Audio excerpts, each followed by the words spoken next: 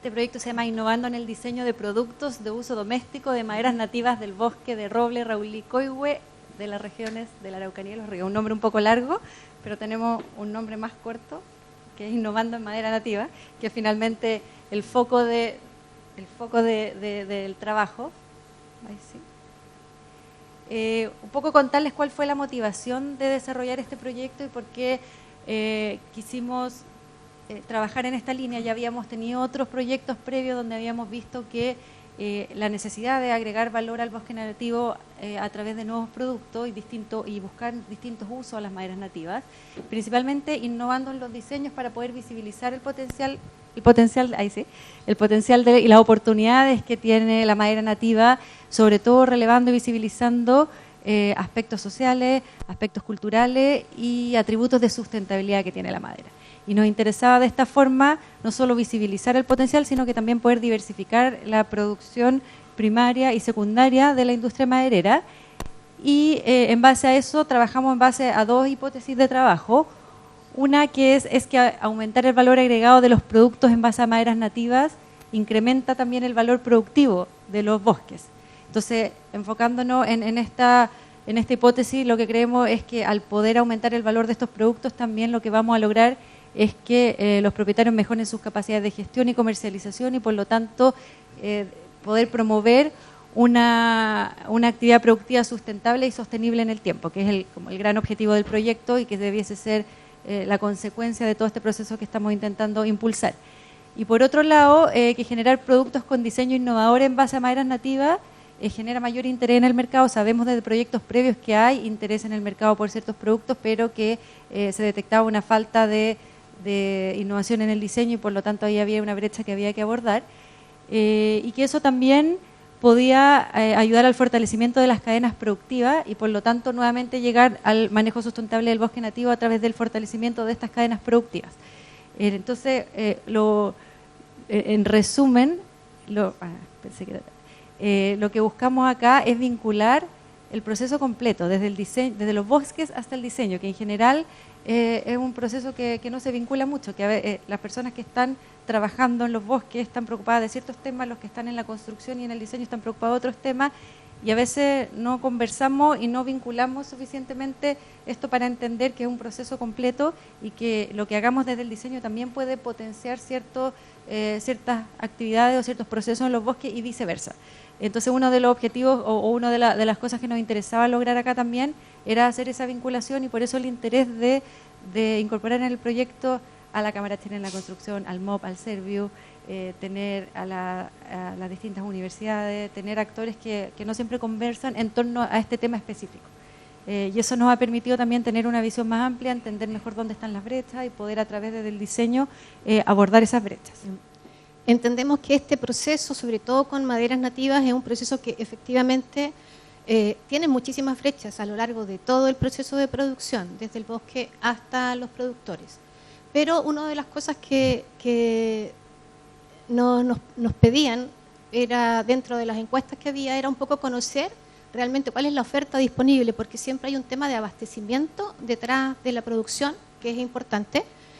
Y entonces uno de nuestros primeros objetivos fue efectivamente mostrar, estudiar cuánto sería la oferta que hay hoy día de un manejo forestal sustentable, o sea, respetando la regulación ambiental, la regulación, la legal en el fondo, y aplicando esquemas de manejo que fueran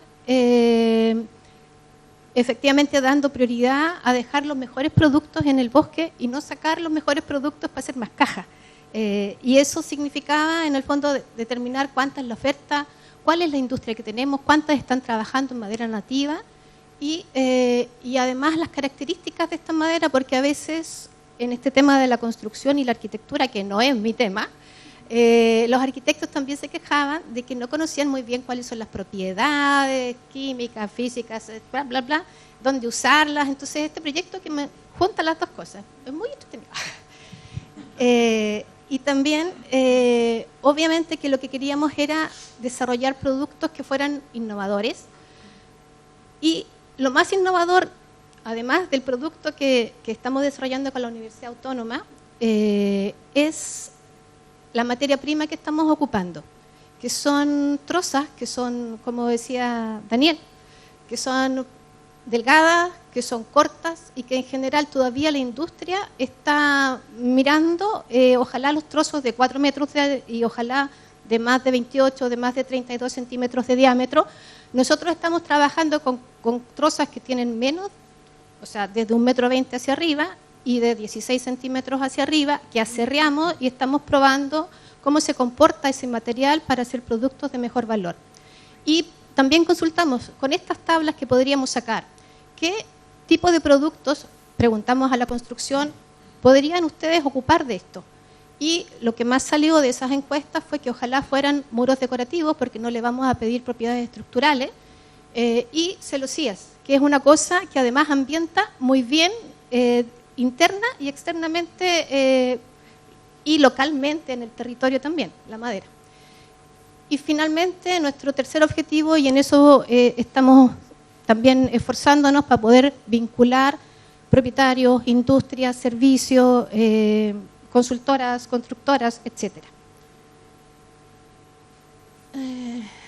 Bueno, ya les habían mencionado cuáles eran nuestros asociados. Está la Facultad de la Austral, ¿no es cierto?, Arquitectura y Diseño.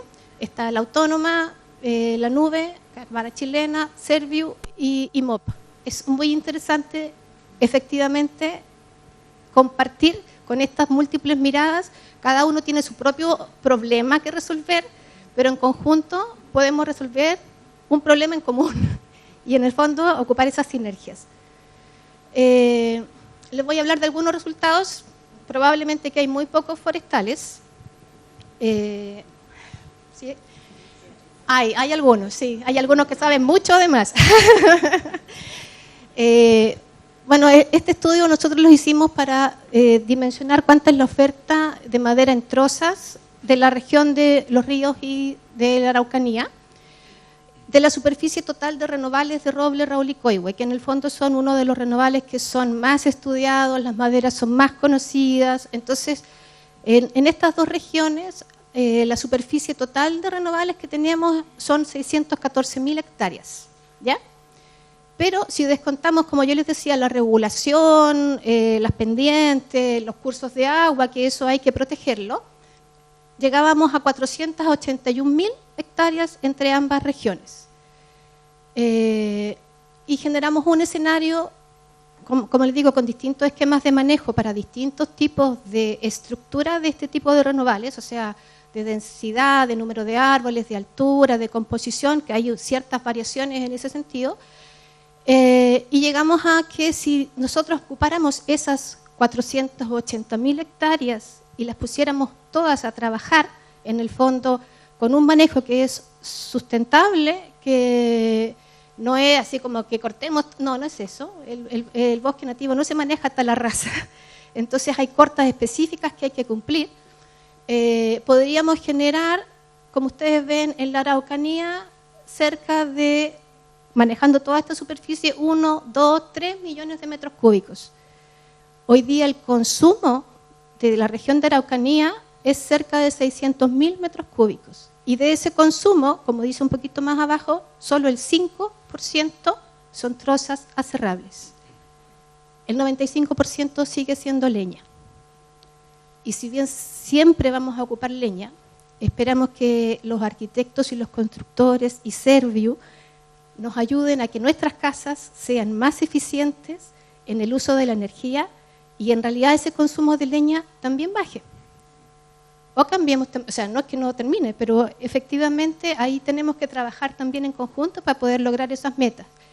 Pero aún así tenemos más bosque que hoy día no está generando para el propietario, porque ustedes saben que el bosque en general está en manos de propietarios y muchos propietarios, desde chiquititos a bastante grandes, pero no tan grandes como las empresas forestales, que ellos puedan también generar estos productos y efectivamente valorar lo que tienen y querer que sea sustentable en el tiempo.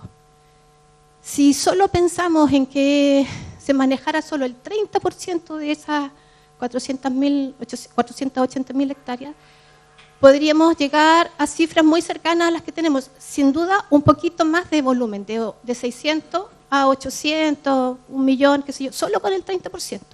Ni siquiera es la mitad. O sea, esto que nos dicen los ríos pasa exactamente lo mismo. En ambas regiones el consumo de estas trozas que se van a cerrables solo es 5%, en ambas regiones. Y tenemos varias veces más la capacidad que hoy día estamos ocupando. Hay un recurso que no está siendo valorado, que no está llegando a ese valor al propietario, ni a la industria, ni al territorio. O sea, es una cadena que parte con algunas deficiencias que tenemos que ir mejorando. Eso era lo que... no.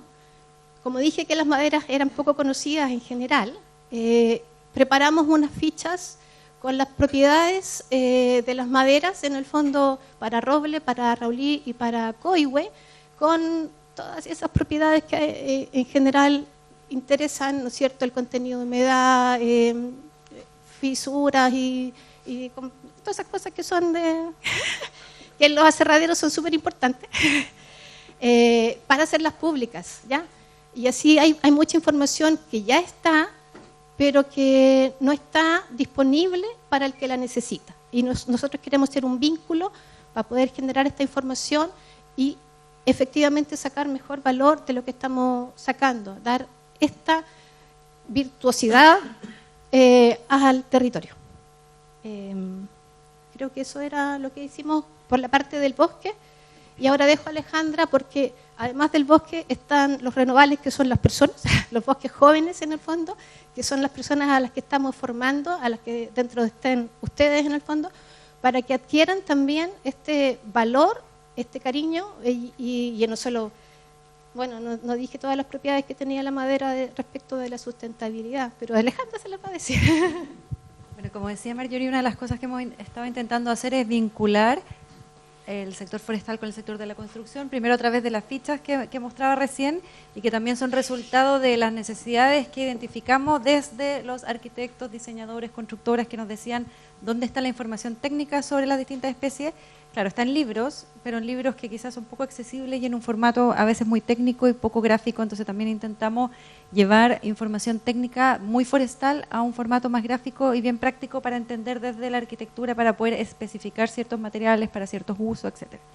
Y en paralelo a eso también trabajamos con estudiantes de arquitectura de la Universidad Austral de Chile en un curso para trabajar en los prediseños en realidad de los prototipos que íbamos a desarrollar, porque los diseños lo está desarrollando MATLAB, pero la idea era en conjunto con MATLAB poder trabajar con estudiantes pero con una mirada distinta, no solo decirle hagamos diseños en base a madera nativa, sino que nosotros trabajamos con ellos en base a las características del recurso forestal, las características de la industria en ambas regiones, en los ríos y la Araucanía, y ellos tenían que diseñar basados en eso, diseñar respondiendo a las características de la materia prima y de la industria local, para poder tener productos que realmente fueran viables de producir localmente, pero que también sacaran el mayor partido posible a las características de este material, que es el que contaba Marjorie, y no de otro. Entonces, fue un proceso bien interesante, que además, una cosa que nos llamó la atención es que generó mucho interés. Teníamos 15 cupos y terminamos con 60 estudiantes, y al final los dividimos en hartos grupos, hicimos varios cursos paralelos porque nos pareció importante el interés que había desde los estudiantes de arquitectura para aprender estos temas y sobre todo para desarrollar trabajo práctico, porque ellos no solo diseñaban, sino que después construían los prototipos. Y eso fue un trabajo interesante donde también nos apoyó Mariela y Mike en capacitarlo, en hacerle charlas, en instalar esta mirada más integral del proceso completo, desde el bosque hasta el producto final, de diseñar para ciertos tipos de madera con ciertas características específicas. Hay una cantidad de diseños ahí que se trabajaron, desde mobiliarios, como decía Marjorie, celosías, elementos de revestimiento, siempre pensando en el uso a nivel residencial y las posibilidades de uso también, por ejemplo, en edificios públicos, que era un nicho que nos pareció interesante, que también los mismos arquitectos nos han manifestado en todas las mesas de trabajo que hemos desarrollado, que hay una necesidad de tener posibilidades de utilizar componentes de madera nativa también en edificios públicos. Así que ese fue un trabajo previo al trabajo de diseño con MATLAB, que fue bien interesante también porque generó mucho interés y porque también nos permitió trabajar con esta mirada desde el diseño, pero involucrando todos los componentes que están en el proceso.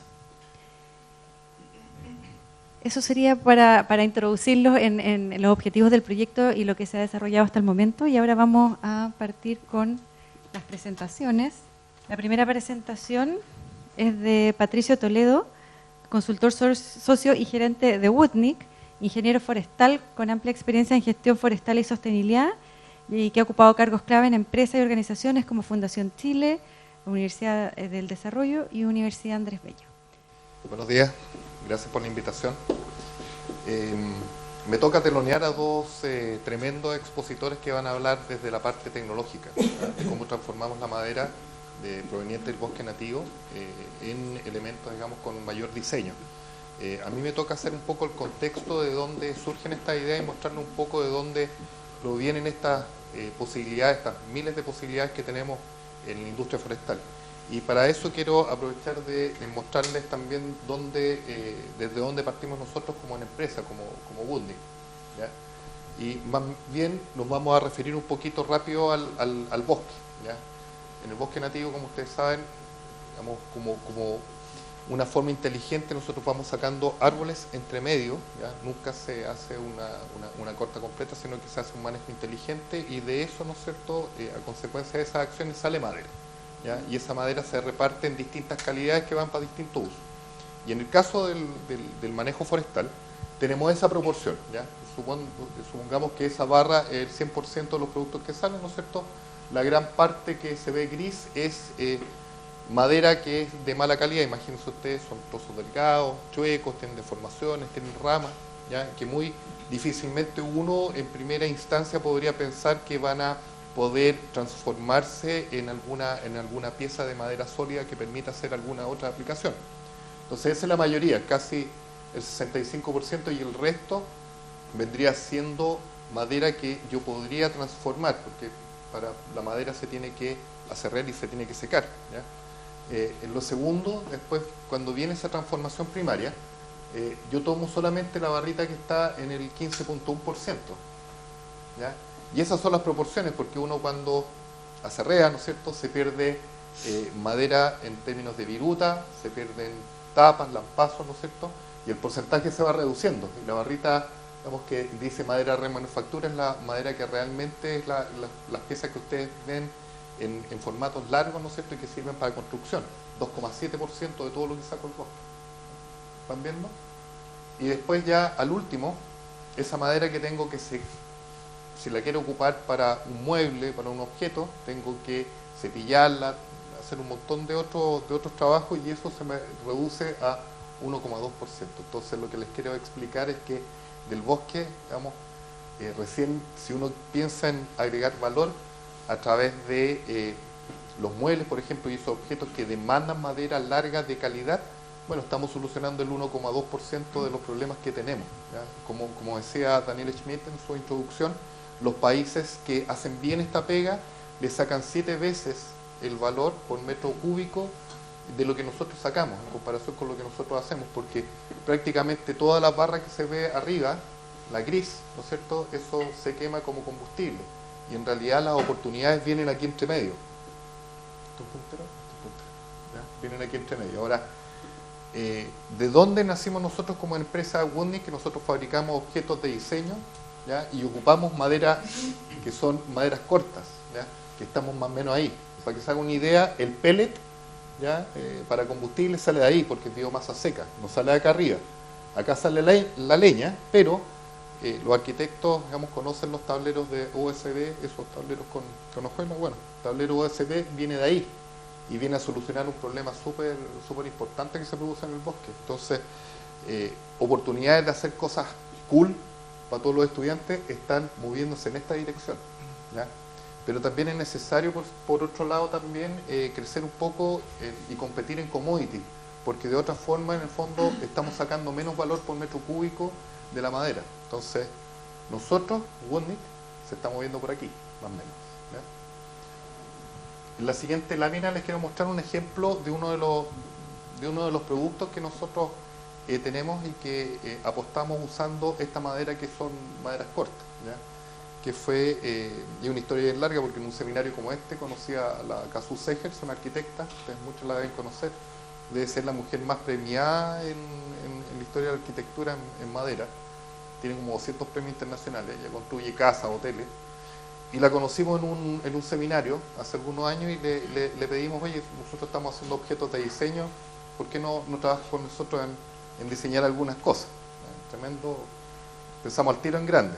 Entonces, ella, dijimos, partamos con algo súper básico, una tabla para la cocina, una tabla pica, y nos mandó esos planos. Mira, tengo una idea con eso. Chuta, y este objeto, para que ustedes se hagan una idea, es de 40 por 60. Si tú lo tratas de hacer en una sola pieza, la cuestión tendría que ser un árbol muy grande, como para que se entienda. Entonces, ¿cómo hacemos esto? Y empezamos con las vueltas del diseño, ¿ya? Y empezamos a darle la forma, porque esta cuestión se tenía que ver en 3D. Y aquí con el amigo Mike, la amiga Mane, empezamos a trabajar el diseño en 3D para poder buscar la forma y empezar a pensar de cómo íbamos a desarrollar este objeto, ¿ya? Desde el 3D. Cuando teníamos el problema de la materialidad, nosotros acuérdense lo que estábamos hablando recién, estamos ocupando maderas cortitas, despuntes, cosas bien pequeñas, ¿cómo íbamos a componer esto? Y conversando con la Kazu, en ese momento dice, bueno, es que yo me inspiré en las piedras de río, en un río en Italia, no recuerdo el nombre, entonces tenía esa forma. Nosotros nos ocurrió inmediatamente, dijimos, bueno, la solución acá, cómo pasar de piezas cortas a grandes dimensiones, panelicemos, ¿ah? Hagamos algo de grandes dimensiones a través de juntar muchos palitos, y eso además es largo de explicar, ¿eh? Yo estoy dando una introducción para hacer un teloneo a los dos expositores que vienen más adelante, ¿ya? Que esto en el fondo constituye una estabilización de la madera, porque la madera, digamos, es un tejido, es un material que se mueve, que se transforma con la humedad y con los cambios de temperatura y con el sol, por lo tanto esta característica le da estabilidad, ¿ya? Y lo trabajamos en 3D, yo me especialicé un poco más en hacer que estas cosas pasen, ¿ya? En la mecanización de las piezas, ¿ya? Y logramos ese objeto, ¿ya? Ahí está la Kazu, que nos está muy orgullosa de su objeto, para que tengan una idea, las dimensiones del objeto. Es uno de los objetos más vendidos que tenemos en estos momentos y lo vendemos incluso en Estados Unidos, ¿se fijan? Y partimos de piezas cortitas, lo voy a dejar acá. Pero ese es el caso que les quería mostrar para pasar a nuestros dos invitados, que tienen que ver con la parte tecnológica, porque esta cuestión no se logra solo, se logra con una combinación de diseño y también tecnología, ¿ya? Ahí están, ¿cierto? Y después también, si quieren, me invitan para ver el tema de los productos, porque esta cuestión es una vuelta un poco más larga, porque aquí tuvimos que hacer fotografías, ¿no es cierto?, hacer un packaging, crear una caja, traducirla en inglés, qué sé yo, y esa cuestión, resultado, se vende en Amazon, en Estados Unidos, ¿ya? Desde acá de la Araucanía. Entonces, de nuevo los chicos, oye, un montón de oportunidades en desarrollar nuevos materiales y nuevas aplicaciones a partir de no solamente la madera que compran larga en Sodimac o en otros retail, sino que también lo que pasa entre medio, ¿ah? Tal como lo fue el pellet y el OSB en algunos casos por los commodities. Eso, y me gustaría dar paso ahora a quién. Gracias. Muchas gracias.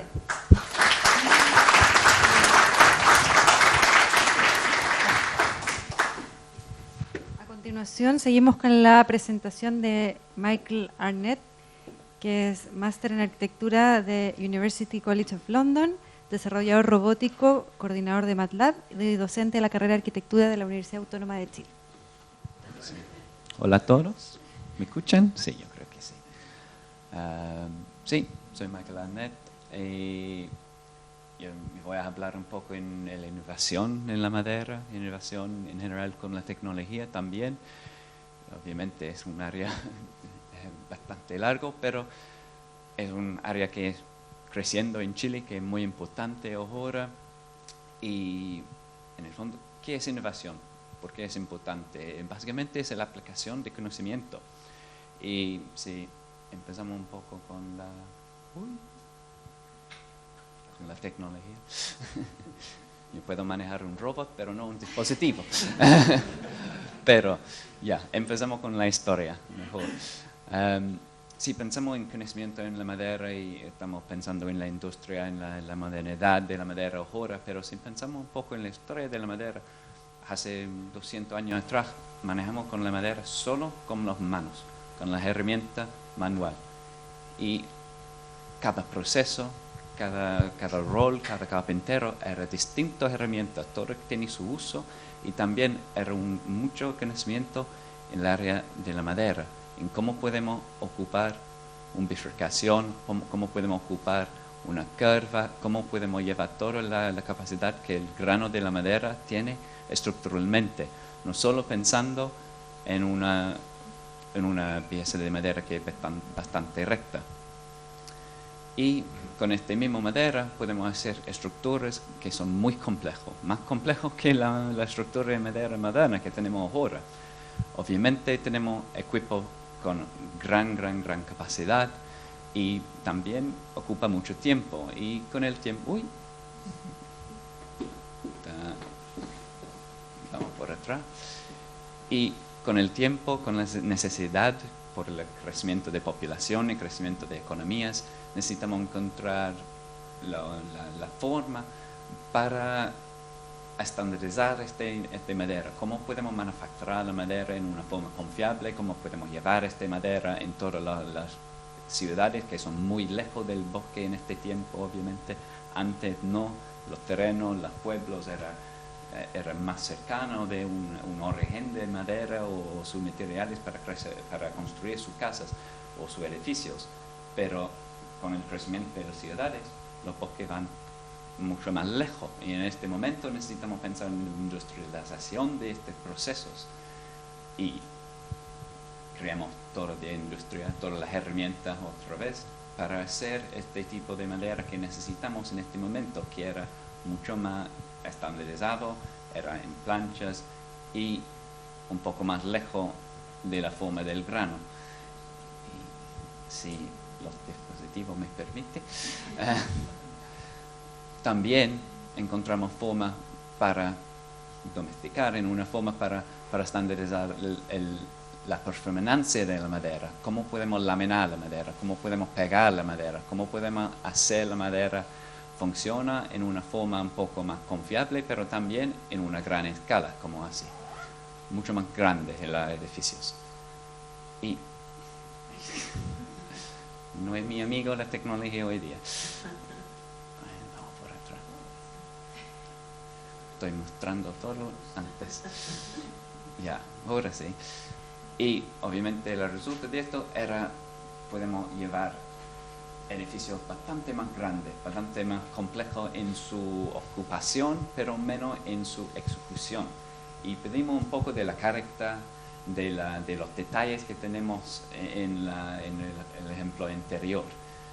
Pero ahora estamos entrando en otro tiempo, un tiempo cuando tenemos el exceso de tecnología que es mucho más complejo, que podemos permitirnos a llevar este conocimiento de la madera que tienen los carpinteros, que tiene la gente que trabaja con la madera, y combinar este mismo conocimiento con la tecnología que es industrializada, como la CNC, el famoso CNC, la máquina CNC, que puede permitirnos a hacer o fabricar componentes que son complejos, que tienen geometría que son un poco más extrañas, que podemos ocupar para reducir la mano de obra de la gente trabajando. Entonces podemos combinar la tecnología y el conocimiento para hacer nuevas formas de edificios, para construir con la madera como construimos en el tiempo anterior.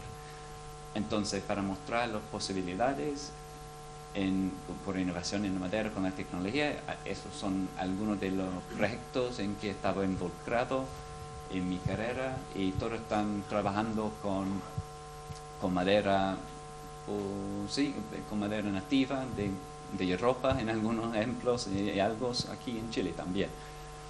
Entonces hay muchas formas con solo una tecnología, con el robot, un brazo robótica industrial como el primer vector, pero hay un montón de aplicaciones de solo esta tecnología. Entonces, cuando empezamos a mejorar este conocimiento y combinar este conocimiento tradicional que tenemos con la tecnología moderna, podemos hacer mucho más estructuras complejas. Trabajamos con la madera nativa en una forma mucho más sensible. Y me voy a mostrar algunos de estos proyectos que son un poco más pertinentes. Y este es el primero, que es un edificio grande, un librario que es en Jucpa, que es un pueblo en región en Inglaterra, en el sur, que es una parte de la Architectural Association, que es una escuela de arquitectura en Londres. Y en este proyecto mi rol era todo el desarrollo robótico, y en este caso necesitamos pensar no solo en cómo podemos hacer este edificio, cómo podemos diseñar esta geometría, era cómo podemos producir la madera. ¿Dónde podemos encontrar esta madera? Era en el mismo bosque que está en el fondo. Toda esta madera es del mismo bosque donde colocamos el edificio. Entonces necesitamos pensar en la producción de la madera. ¿Cuánto tiempo necesitamos para secar la madera? ¿Cómo vamos a manufacturar toda esta madera en el sitio acá, en el mismo parte? Y ocupamos un abrazo robótico, pero también necesitamos pensar qué herramientas necesitamos. Entonces estamos pensando en cómo podemos cerrar esta misma madera. Si pegamos la madera, si hagamos esta geometría compleja, qué herramientas y qué forma de movimiento necesitamos, qué es el tipo de sierra que necesitamos, qué forma de sierra, para qué corte, cómo podemos terminar esta geometría listo para uso. Y obviamente eran muchas pruebas, mucha experimentación. Ocupamos escaneadores 3D también para verificar el movimiento, para verificar la performance de las herramientas. Y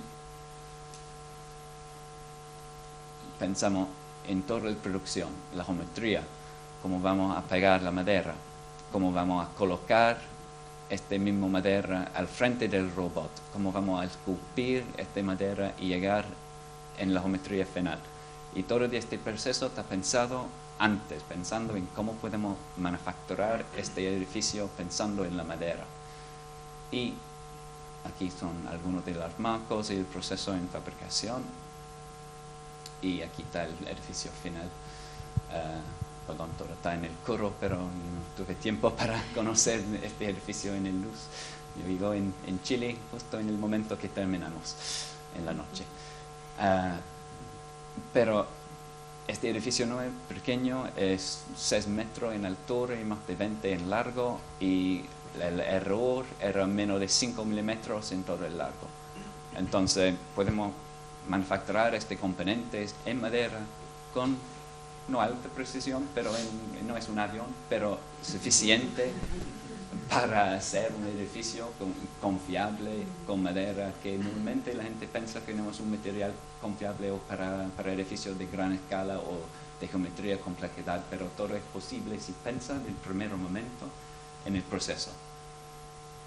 Y aquí está el escaneo de toda la estructura también para mostrar que estamos pensando siempre en verificando la producción y pensando también con este tipo de geometría cómo puede avanzar y cerrar el edificio también. Y este proyecto se llama Runway Revolutions, y este era enfocado en el uso de raleos. Entonces, para la gente que no están forestales, estos raleos son una parte del proceso de cuidando un bosque, y en algún momento cuando el bosque está un poco más joven, necesitamos sacar, yo no personalmente, pero necesitamos sacar, en este caso sí, pero necesitamos sacar los raleos y que son para hacer más espacio para crecer bien todos los otros árboles en la área. Entonces, normalmente este es un parte de la barra gris que muestra Pato en el otro, en su presentación. Y este era un proceso o un proyecto bastante rápido, era 2 semanas en total, 1 semana para hacer la programación, y esta programación es un diseño muy simple, y la idea es que toda esta programación se entra aquí arriba, las dimensiones del releo, y después se va generando la geometría, y eso son toda la información para el robot, para construirlo. Y el otro, ya, vamos por atrás. Yo no sé si puede permitirme creo que necesito apretar aquí abajo, un poco de movimiento. Y este era el otro semana. El segundo semana fabricamos todos los componentes con el robot. Y cortamos todo con madera verde, era como todo el vapor se está saliendo aquí, era bastante verde, cortamos la madera también en este mismo 2 semanas, cortamos todo.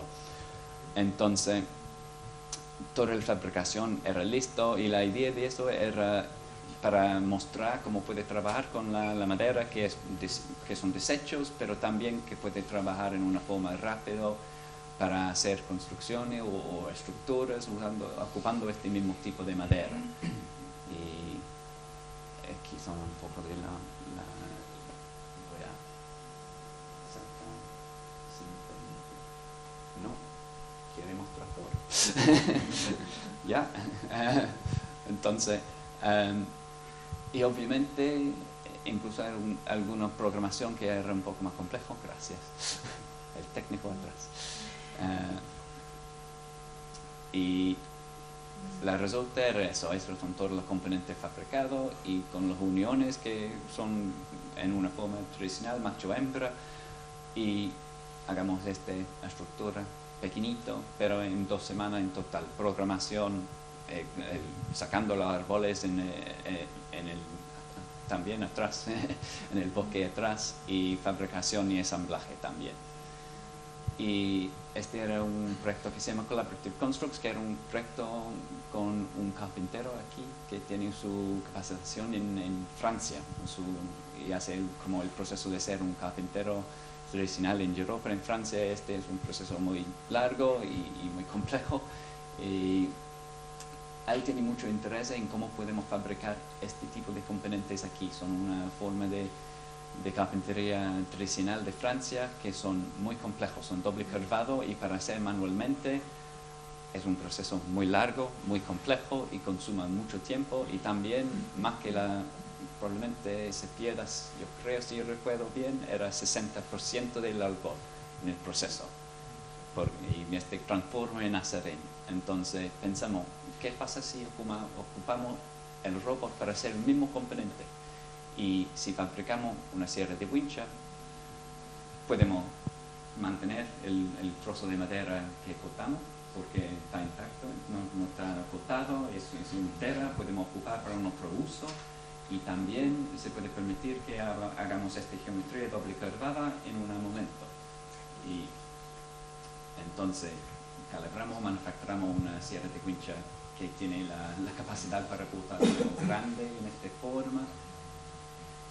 Y es un escaneo de los productos final que tiene esta geometría doble curvada y que puede permitir manufacturar los componentes muy complejos como eso con el robot sin problema, muy rápido y sin ocupando todo de este madera o transformando todo de esta madera en asadín también. Entonces estamos ocupando otra vez un tronco de madera del bosque, pero también no significa que necesitamos poner el resto en el basurero después.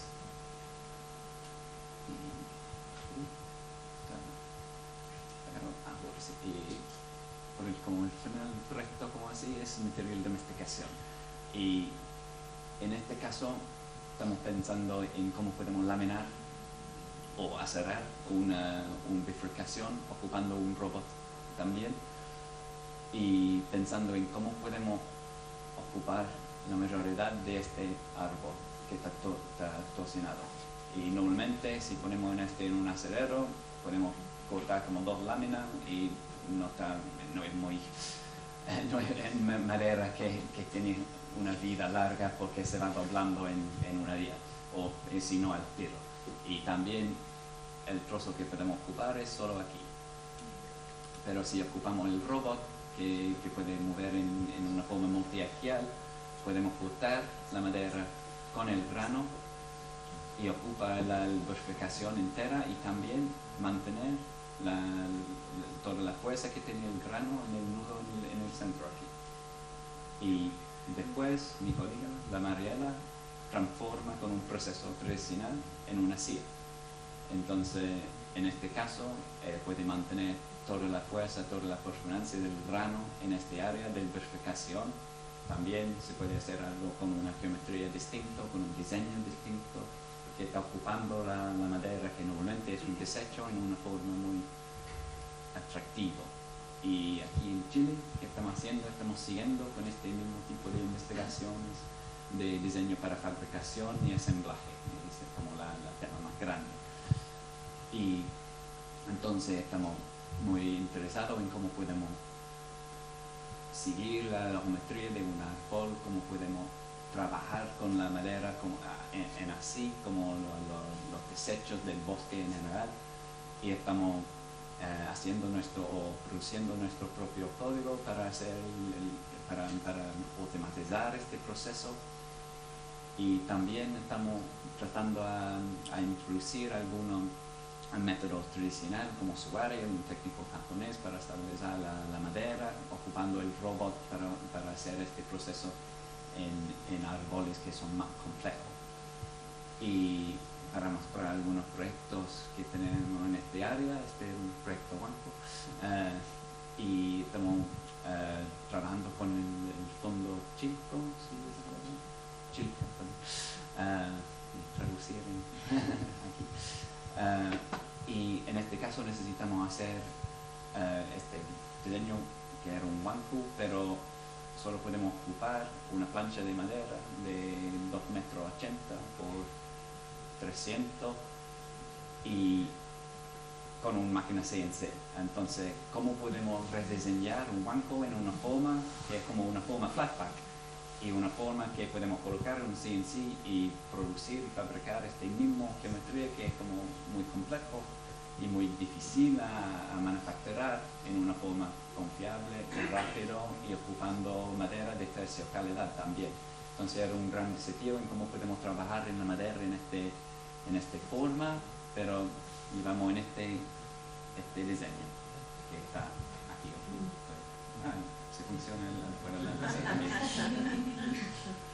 y este es otro proyecto que estamos armando aquí con el BioBio, aquí en Chile, en nuestro laboratorio, que era un cámara Cora, y este era el diseño primero del equipo acá, y ayudarnos con el proceso de programación, de diseño de las herramientas, el montaje de la herramienta en el robot, y tratamos de hacer los primeros componentes y encontramos que el proceso era complejo, el diseño era complejo, y conversamos en cómo podemos ocupar menos madera, cómo podemos hacer el mismo tipo de diseño que funcione en la misma forma, y otra vez hagamos alguna programación, perdón por la calidad del video, pero para mostrar cómo cambiamos el diseño en una forma para diseño para manufactura o para fabricación y ensamblaje.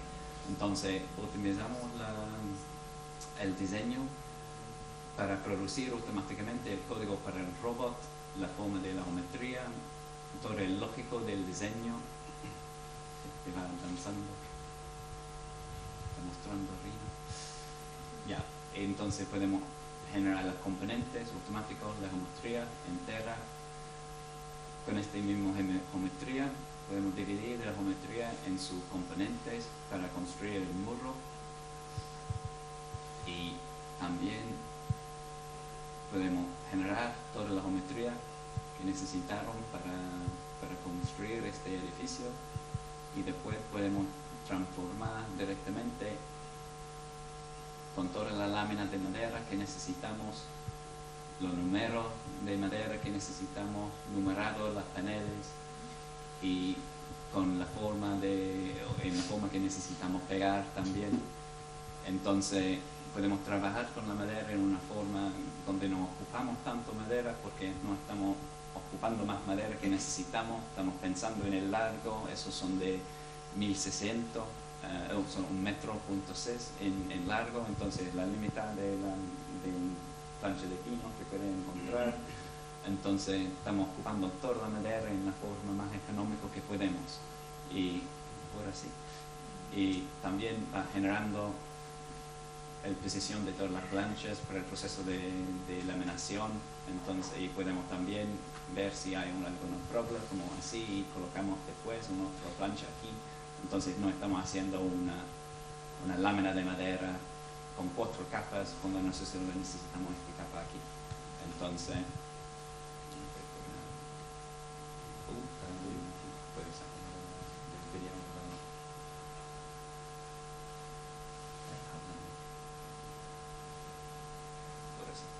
ya, eso. Y ahora estamos avanzando con nuestro guava.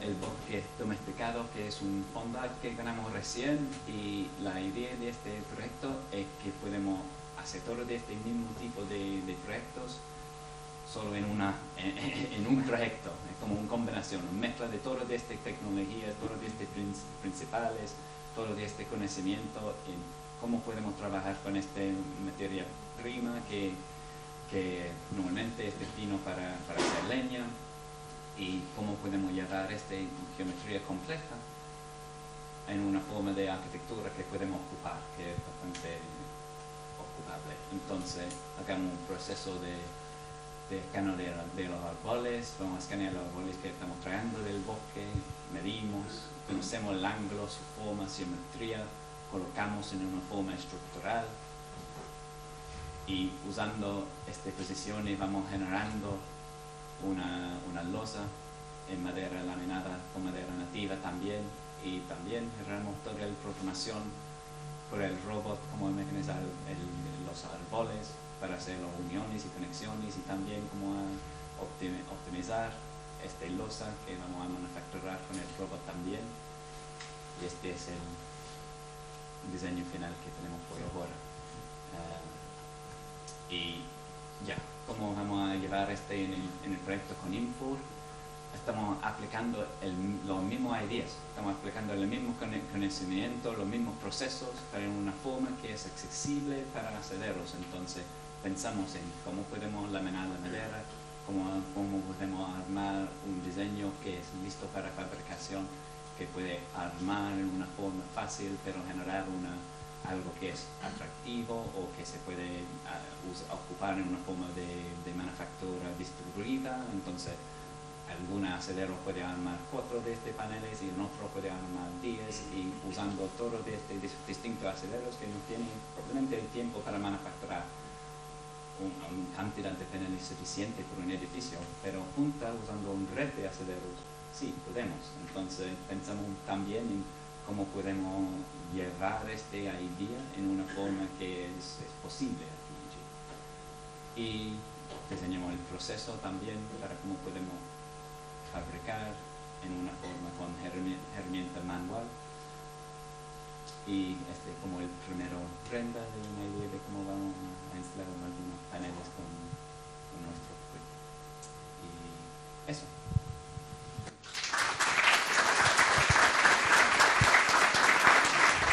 Finalmente invitamos a Eduardo Díez, ingeniero civil mecánico de la Universidad de Concepción, doctor en Ingeniería Mecánica de la Escuela Técnica Superior de Ingenieros Industriales de la Universidad Politécnica de Madrid, profesor asociado en la Universidad de la Frontera, director del Departamento de Ingeniería Mecánica, director de los laboratorios de Mecatrónica, Fabricación y Procesos Industriales de la Universidad de la Frontera. Sus áreas de especialización son Ingeniería Mecánica, Manufactura, Procesos de Mecanizado y Automatización de la Fabricación. Gracias. Buenos días. Gracias primero a Marjorie y a Alejandra por invitarme a esta presentación. Es un placer estar en esta universidad, no había estado nunca, estando tan cerca. Primera vez que estoy por acá, así que gracias por la invitación. Bueno, mis estudiantes y mis colegas saben que soy bueno para hablar, así que voy a intentar ser breve. Y bueno, les voy a hablar un poco sobre automatización de operaciones de lijado, contarles algunas experiencias y desafíos que tenemos en torno a este proceso, que es muy importante para piezas que son de productos que son de alto valor agregado. Por aquí, bueno, vemos hartos ejemplos. en todos estos productos es necesario aplicar procesos de lijado, operaciones de acabado, son importantes los detalles cuando buscamos darle valor agregado a un producto. Así es que, bueno, les voy a contar algunas experiencias que hemos tenido desde el punto de vista de investigación en la Universidad de la Frontera con este tipo de procesos. Antes quiero tomarme un minuto para contarles un poco quiénes somos, ya que estamos invitados. Nosotros somos parte de, bueno, formamos un grupo de investigación, el grupo se llama Manufactura Avanzada y Mecatrónica. El grupo pertenece al Departamento de Ingeniería Mecánica, Facultad de Ingeniería y Ciencias. Somos un grupo que llevamos trabajando alrededor de 10 años en temas de manufactura.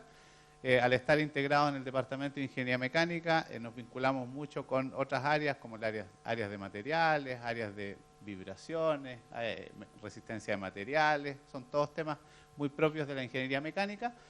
Y nuestro foco, como dice el título, son los procesos de manufactura y la inclusión de lo que es la mecatrónica, un área interdisciplinar que vincula la electrónica, la mecánica y todo lo que son los desarrollos de software para hacer aportes en la manufactura, en la fabricación. Este es el equipo de profesores permanentes, de personal permanente del departamento, y también tenemos la suerte de trabajar con ingenieros de proyecto, ingenieros ya civiles mecánicos que están trabajando con nosotros y que están haciendo también sus estudios de posgrado en magíster en la Universidad de la Frontera. Tenemos colaboración internacional con varias instituciones y lo que les voy a presentar ahora son algunos proyectos que hemos podido financiar con fondos de ANID, y con fondos de proyectos interinstitucionales de la universidad, lo que llamamos el consorcio de macrofacultad. Le gané. Terminamos. Está muy sensible esto. Se fue atrás, pero totalmente. Bueno. Bien. Bueno, nosotros nos dedicamos a la automatización de la producción. ¿Por qué nos interesa este tema? Porque, bueno, la manufactura es una actividad, es un área de la ingeniería que es muy automatizada y esto no es reciente. Estamos bombardeados, especialmente los más jóvenes, porque estamos en una era de alta tecnología, mucho desarrollo que avanza muy rápido, tecnológico, pero la verdad es que en manufactura esto ha sido siempre así. Ya antes, cuando fue la primera revolución industrial, hubo unas tecnologías ahí, las tecnologías basadas en el vapor, todo era muy mecánico, hubo una tecnología que motivó muchos cambios.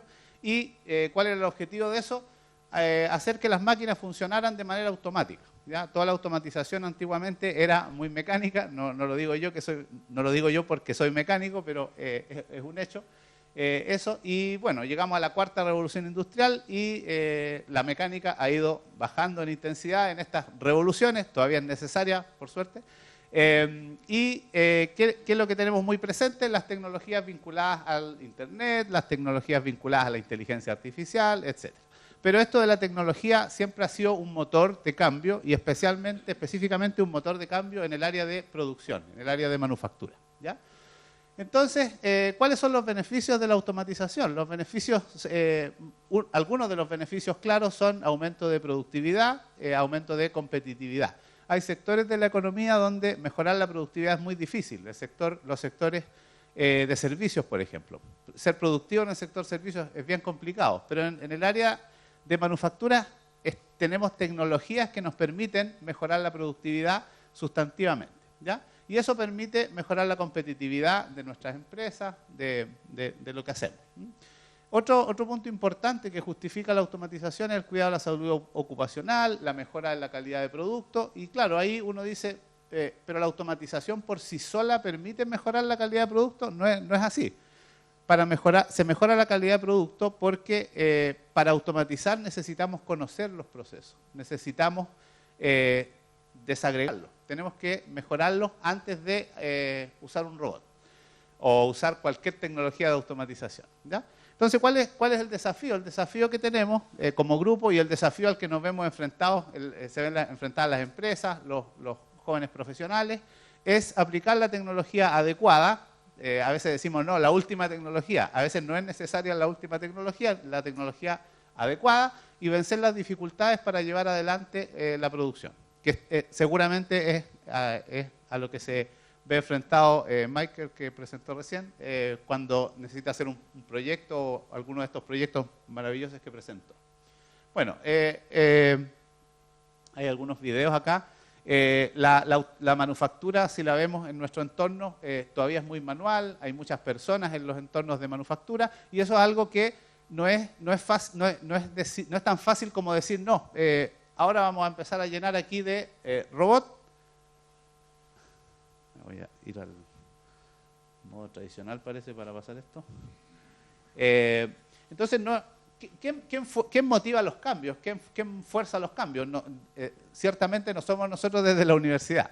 Es un conjunto de situaciones que tienen que dar y una de ellas tiene que ver con las personas. Cuando hay personas disponibles para hacer los trabajos y esas personas tienen un salario que es bajo, no se necesita llenar de robots ni se necesita llenar de tecnología, ¿ya? Así que, bueno, no es un tema que competa solamente a las universidades. Bien,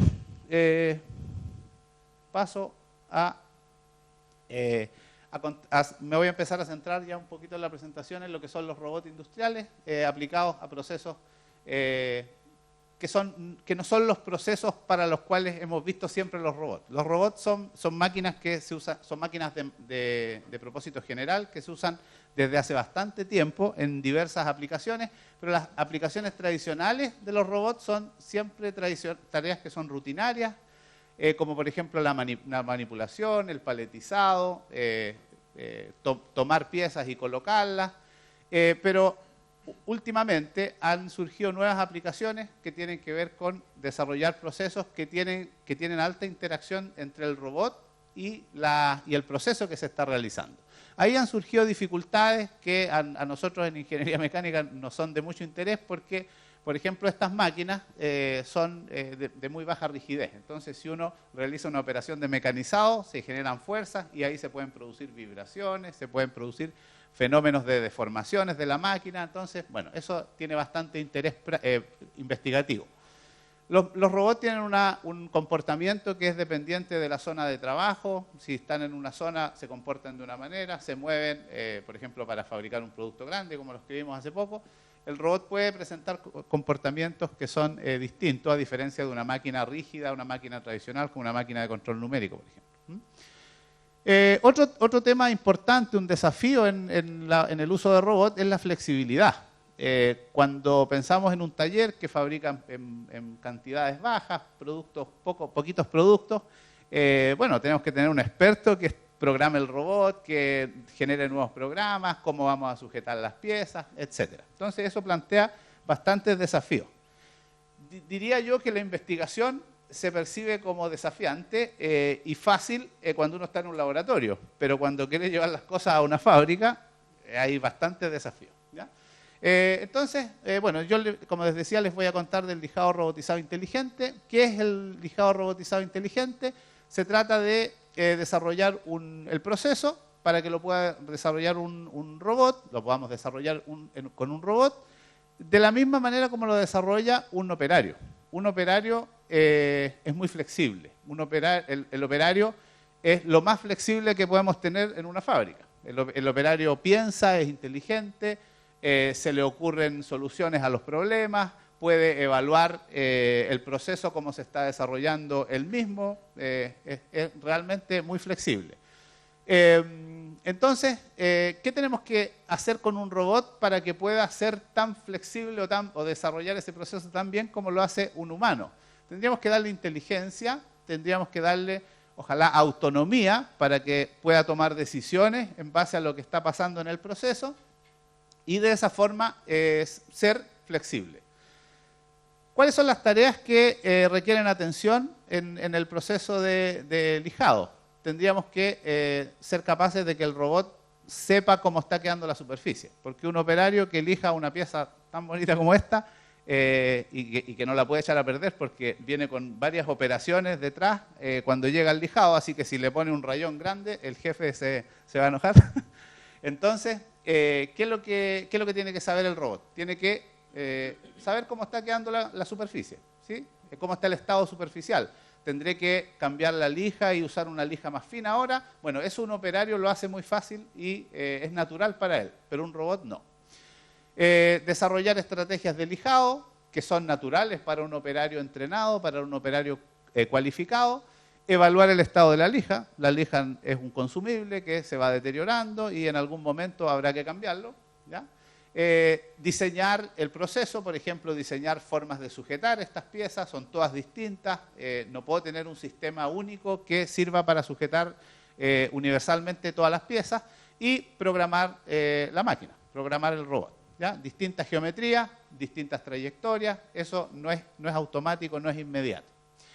Entonces, bueno, por fortuna hay harto que hacer, ¿cierto? Hay harto que investigar. Bueno, les voy a contar un poquito lo que hemos hecho nosotros en el laboratorio de mecatrónica, ahí en la UFRO. Estamos entonces desarrollamos un proyecto entre el 2018 y el 2021, un proyecto FONDEF. Ese proyecto fue en la pandemia, así que la pandemia nos planteó muchas dificultades para experimentar, para hacer ensayos, etcétera. Y este proyecto tenía como objetivo desarrollar una herramienta de lijado robotizado inteligente, así que agradezco la alusión a las herramientas que nos hicieron cuando llegamos, porque realmente nos gustan las herramientas. Bueno, esta es una herramienta mecatrónica, ¿ya? Es una herramienta que el objetivo es que le aporte inteligencia al robot, ¿ya? Entonces, varias etapas pasamos en este proyecto, una etapa de diseño y fabricación, que tuvimos que diseñar una estación, todo esto aquí está el CAD, el diseño de toda esta estación, diseñamos una herramienta con sistemas de extracción de polvo, los utillajes para sujetar esa herramienta, y todo esto está instrumentado porque lo que queríamos era no una estación para llevarla a una fábrica, queríamos una estación para investigar el proceso, para conocerlo.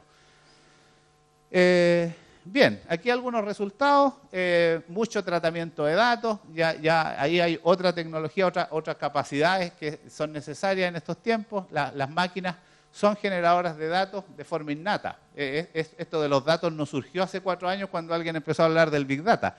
El tema de los datos ha sido siempre. Lo que pasa es que ahora los tenemos disponibles y sabemos administrarlos, sabemos procesarlos, sabemos explotarlo, ¿ya? Entonces aquí, por ejemplo, ven todos los, en rojito ven la fuerza normal que ejerce el robot cuando entra a la lija, eso depende, a la probeta, eso depende de cómo entra el robot, cómo se programó, etcétera. Mucho experimento, mucha medición.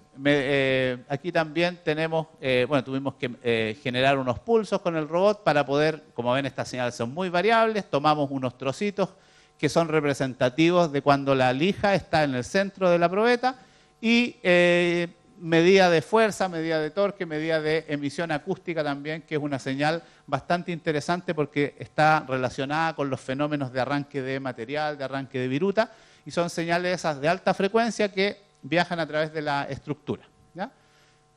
Medición de rugosidad, muchas. Aquí tenemos estudiantes que dejaron el cuerpo ahí midiendo rugosidad, es un proceso bastante largo, puede llegar a ser bastante tedioso.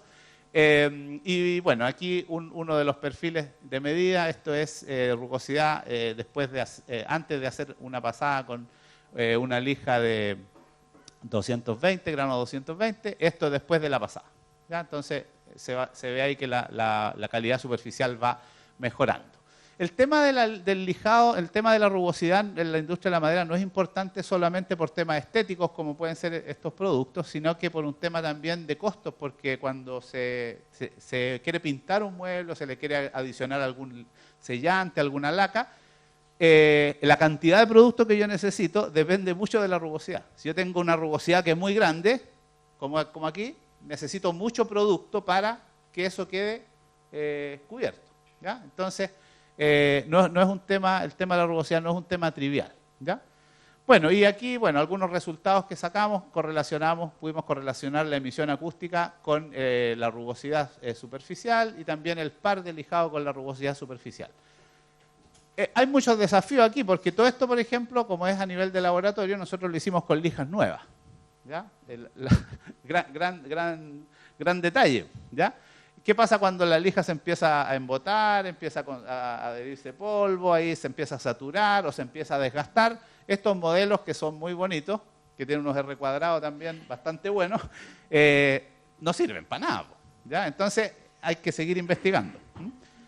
Entonces, y esta es la última lámina, ¿cuál es el desafío? Bueno, el desafío que estamos abordando ahora es desarrollar una célula de lijado inteligente. Ya conocemos el proceso bastante, no voy a decir que somos expertos en madera, menos en este foro, pero conocemos muy bien el proceso de lijado de madera de pino.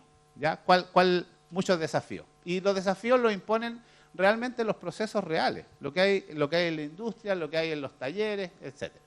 Entonces, algunos apuntes acerca de los procesos reales. Por ejemplo, qué tipo de producción tenemos en la fábrica, en el entorno.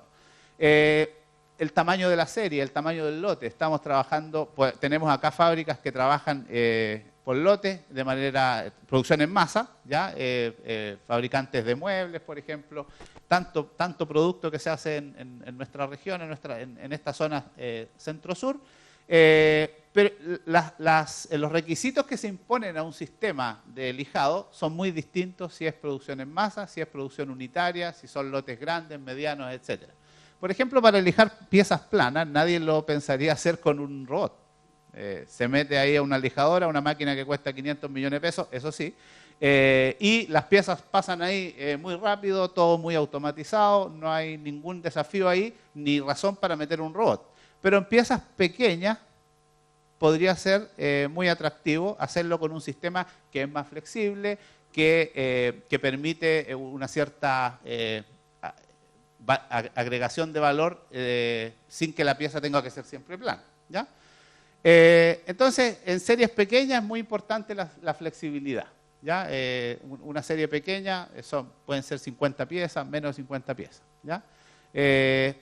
Los productos son muy diversos, en cuanto a geometría, en cuanto a peso, tamaño, materialidad. En madera vimos unas vigas ahí tremendas que son laminadas, pero tenemos productos que son también muy pequeñitos, hay mucha variabilidad, ¿ya? Entonces, eso impone ciertas restricciones y tenemos herramientas para abordar esos desafíos que tienen que ver con el modelado, con la simulación, etc. ¿Ya? Ahí hay muchas herramientas disponibles. Esto fue cuando terminamos el proyecto anterior y tuvimos que comparar lo que hacía el robot con un operario. Así que llevamos a una persona, no un operario, un ingeniero, de una empresa y le dijimos, bueno, tú le enseñas a lijar a tu operario, él hace jornada y le enseña a lijar.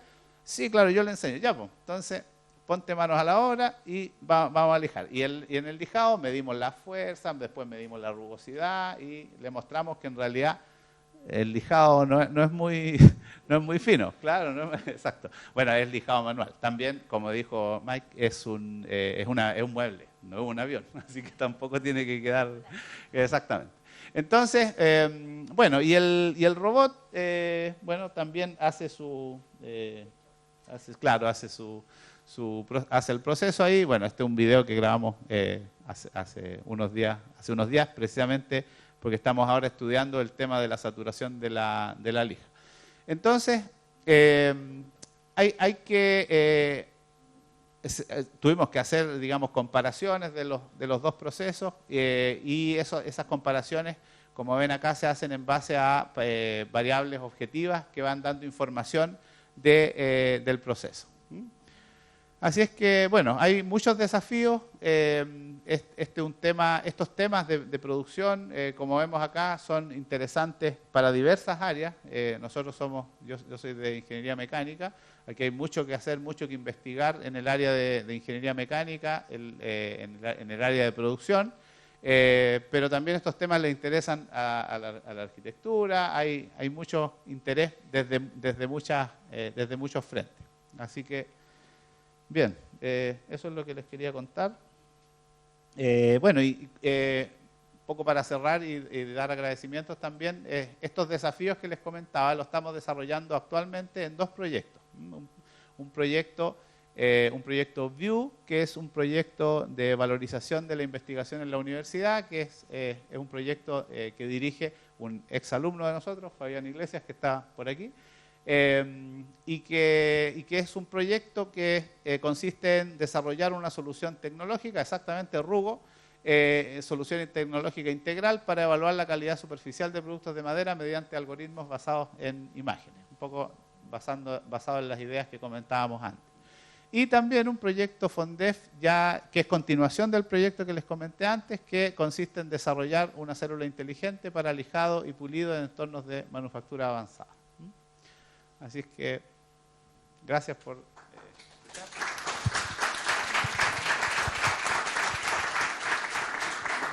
Te agradezco mucho, Eduardo, por este baño de mecanitrónica.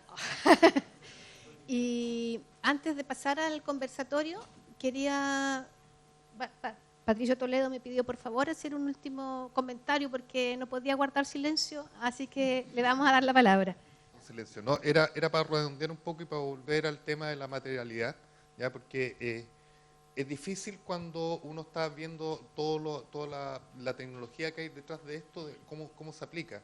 Y acá lo que me ha pasado muy a menudo, y me toca explicar en algunas partes la complejidad del uso de la madera, el gráfico que les mostré al principio nosotros lo hicimos por la Comisión de Desafíos del Futuro del Senado, que hubo una comisión donde nos tocó, a mí me tocó ser editor y explicarle a los legisladores y a los asesores, en el fondo, que no es fácil, digamos, trabajar la madera y esos son los porcentajes que se manejan. Entonces, si nosotros queremos hacer cosas más interesantes, digamos, tenemos que avanzar por ese lado, por el lado de la tecnología. Y en segundo lugar, también, digamos, de hecho, hasta hace poco me toca explicar esos temas en un proyecto de industrialización de vivienda social en la región del Biobío, que estamos construyendo una estrategia y me contrataron, digamos, específicamente para también explicar esa sutileza.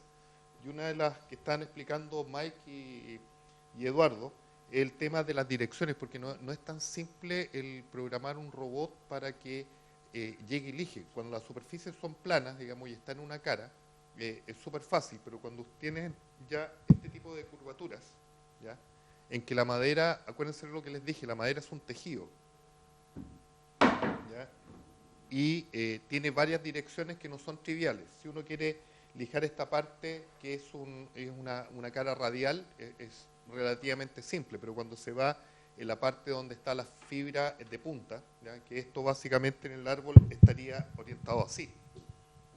Hagan cuenta que este árbol está vivo, ¿no es cierto? Y esto está así, en esta dirección. Las complejidades no son triviales, ¿ya? Y lo mismo pasa en este tipo de aplicaciones que a mí se me olvidó mencionarlo. Este es un pedazo de despunte de madera, ¿ya?, está en esta dirección. Y con un alumno de diseño, en una mañana, ¿ya?, le expliqué cuál era el problema del uso de la madera, ¿ya?, que si nosotros hace rato queríamos hacer un amplificador de sonido de manera natural, todo, digamos, con el celular va ahí, pero partíamos de esta materia prima, ¿ya?, y lo dividimos en partes y en una mañana logramos sacar un prototipo que actualmente es un producto de línea, ¿ya?, y aquí en esta parte va el celular, y todos los recovecos, todo lo hizo la CNC, digamos. Obviamente hubo alguien que lo programó y pudimos sacar esta pieza que luego lo unimos y después viene el proceso de lijado, digamos, que esperamos que en algún momento con los resultados de Eduardo y podamos programar esa célula en el taller y podamos hacer este lijado en forma automatizada, se transforma en esto, ¿ya? Y siguiendo un poco la idea de Daniel, de cómo agregar valor y cómo sacarle el máximo provecho a nuestra madera que producimos aquí en la región, esto básicamente representa el 5% de los costos, la madera, ¿ya? Todo el resto de otras tecnologías, y en el fondo aumentamos casi 20 veces el valor de la madera con un elemento, digamos, que es súper, digamos, bonito a la vista. Eso nomás quería redondear. No te quiero decir porque tengo es que lo que pasa es que tengo el proveedor de madera acá, entonces cuando sepa cuando sepa, digamos, cuánto vendemos, no, esto en materia prima debe estar como en 800 pesos más o menos, porque es un pedazo de despunte clasificado y el valor de esto es como 40.000 pesos, digamos, del producto terminado. Ahora, claro, digamos, para el productor de la materia prima, que está por ahí en el público, se necesita también todo un proceso, aquí hay que desarrollar, digamos, toda esta ingeniería. De hecho, el diseñador que tú me lo presentaste, y también peluceando en un seminario, logramos hacer esto, había hecho su tesis en acústica, digamos, sabía perfectamente cómo aprovechar, por eso son los recovecos, digamos, aprovechar las propiedades naturales de la madera para poder amplificar y optimizar el sonido del celular, ¿ya? Si quieren después los estudiantes lo pueden venir a probar acá. Y el cambio, digamos, aumenta en 10 decibeles, pero optimiza también el sonido del celular. En el fondo es eso, además desarrollar el packaging, desarrollar, digamos, la idea del producto comercial, escalarlo, cuando todo eso tiene un costo, ¿ya? Pero en el fondo aumentamos, digamos, casi en 20 veces el valor de la madera. Y esas son las ideas que en el fondo, por eso, digamos, contamos con Mike y con Eduardo, para poder usar la tecnología que nos permita utilizar esa madera, ya que actualmente se está quemando, y llevarla, digamos, a esos productos de valor agregado. No sé si responde su pregunta. Muchas gracias, Patricio.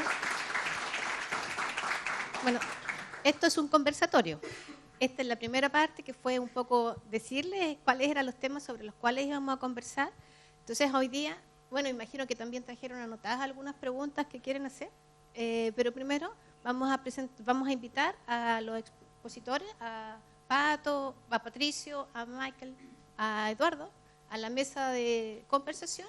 O sea, desde la perspectiva nuestra del proyecto del Fondo de Investigación, financiado por el Fondo de Investigación de CONAF, los desafíos no son pocos. En todas las áreas que hemos presentado, el bosque, la industria, la tecnología, el desarrollo, la programación, la comercialización, todos tienen desafíos enormes, porque hoy día gran parte de los aserraderos que trabajan con madera nativa a lo más producen madera serrada verde, con una calidad bastante diversa, que hemos ido también trabajando en la clasificación para que quien quiera comprar en el fondo pueda llevarse un producto más o menos estandarizado, para después generar toda esta industria, ¿no es cierto?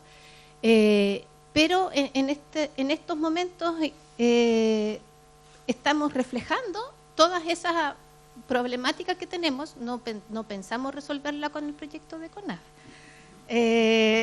pero sí poder avanzar y definir los pasos en los que tenemos que seguir avanzando para poder llegar a esto. Creo que es súper importante recalcar eso, que esta colaboración nos ha permitido, además, agrandar el tamaño del problema.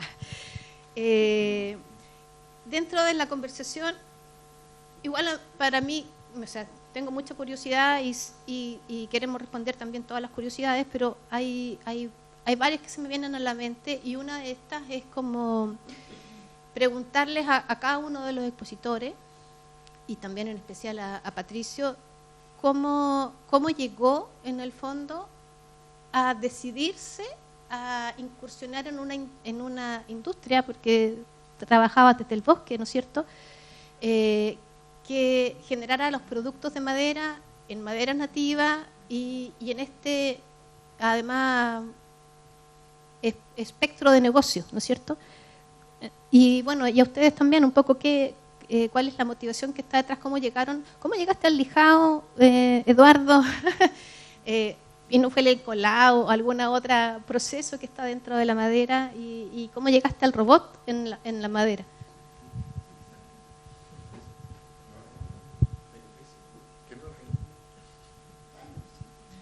A ver,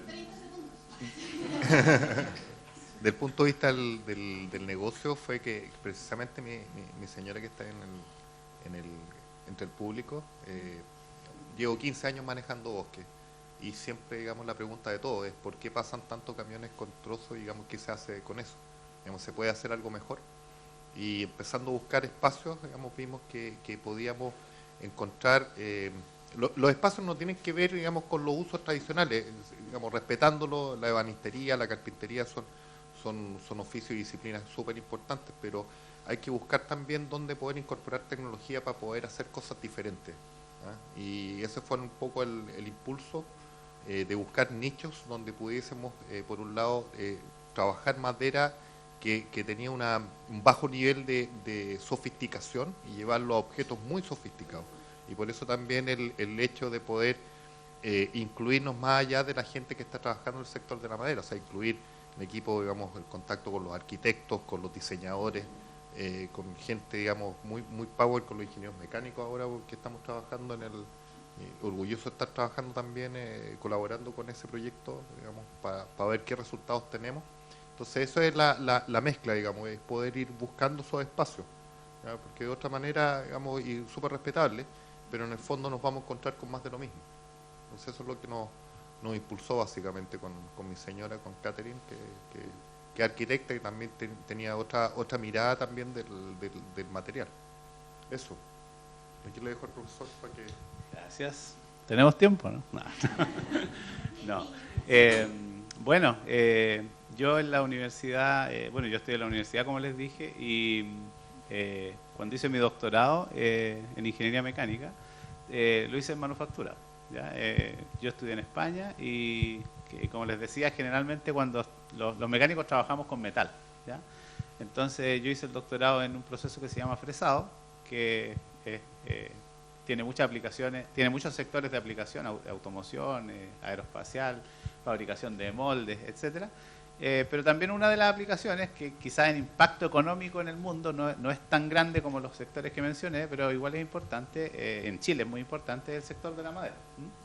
Entonces, bueno, pasé por algo que todas las personas que hacemos un doctorado pasan, y que es buscar el espacio para hacer investigación en el territorio, como se dice ahora, de donde uno pertenece, ¿ya? El sitio donde uno pertenece. Yo soy araucano, siempre lo digo, soy de Victoria, y como ingeniero, bueno, un deseo que tengo y que me mueve en la actividad que hago, académica, profesional, etcétera, es que mi país se desarrolle. Y si uno mira la experiencia de los países desarrollados, los países se han desarrollado con manufactura. Entonces, bueno, yo empecé, el primer proyecto que hice llevo como 60 segundos. El primer proyecto que yo hice fue en metal, en fresado. Me siento muy orgulloso de haber desarrollado ese proyecto y quiero seguir investigando en eso.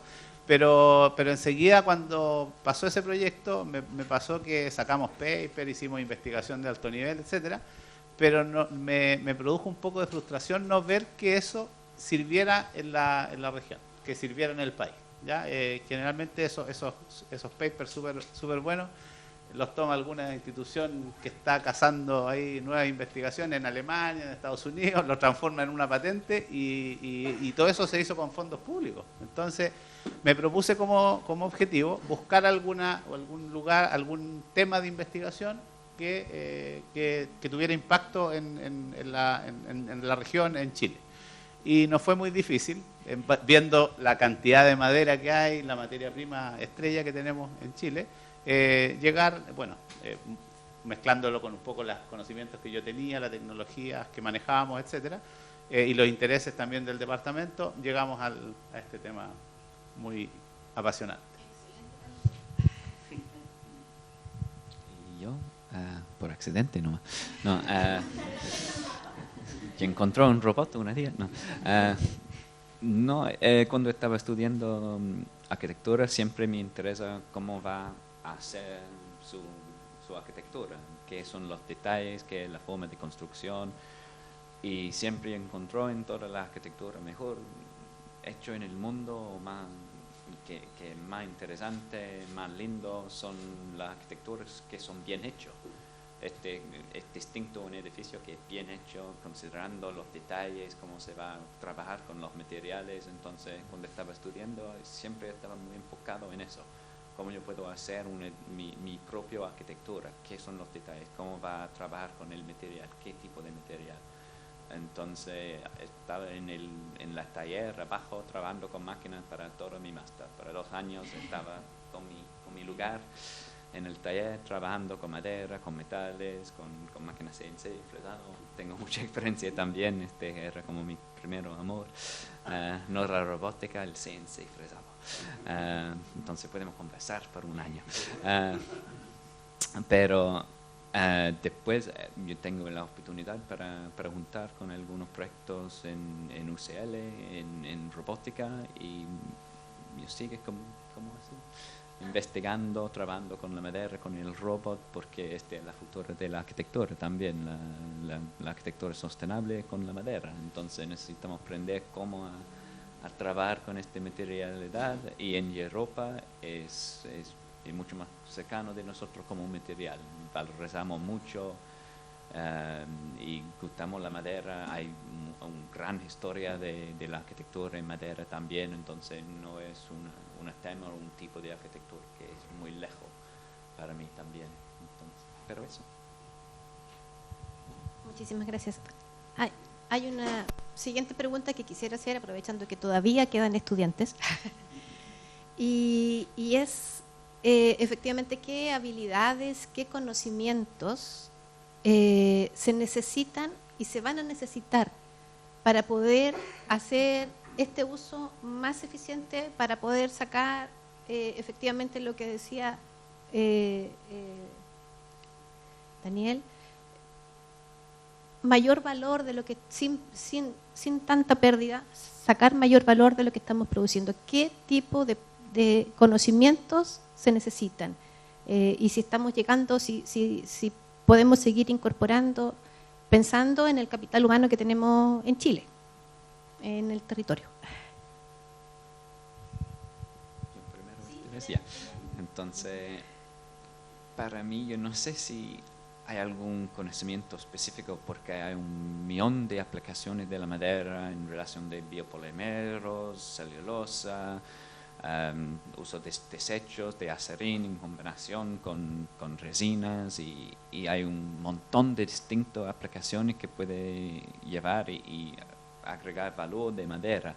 Entonces, para mí, o que yo encuentro en mi carrera también, es más la habilidad para encontrar y consumir conocimiento es más importante.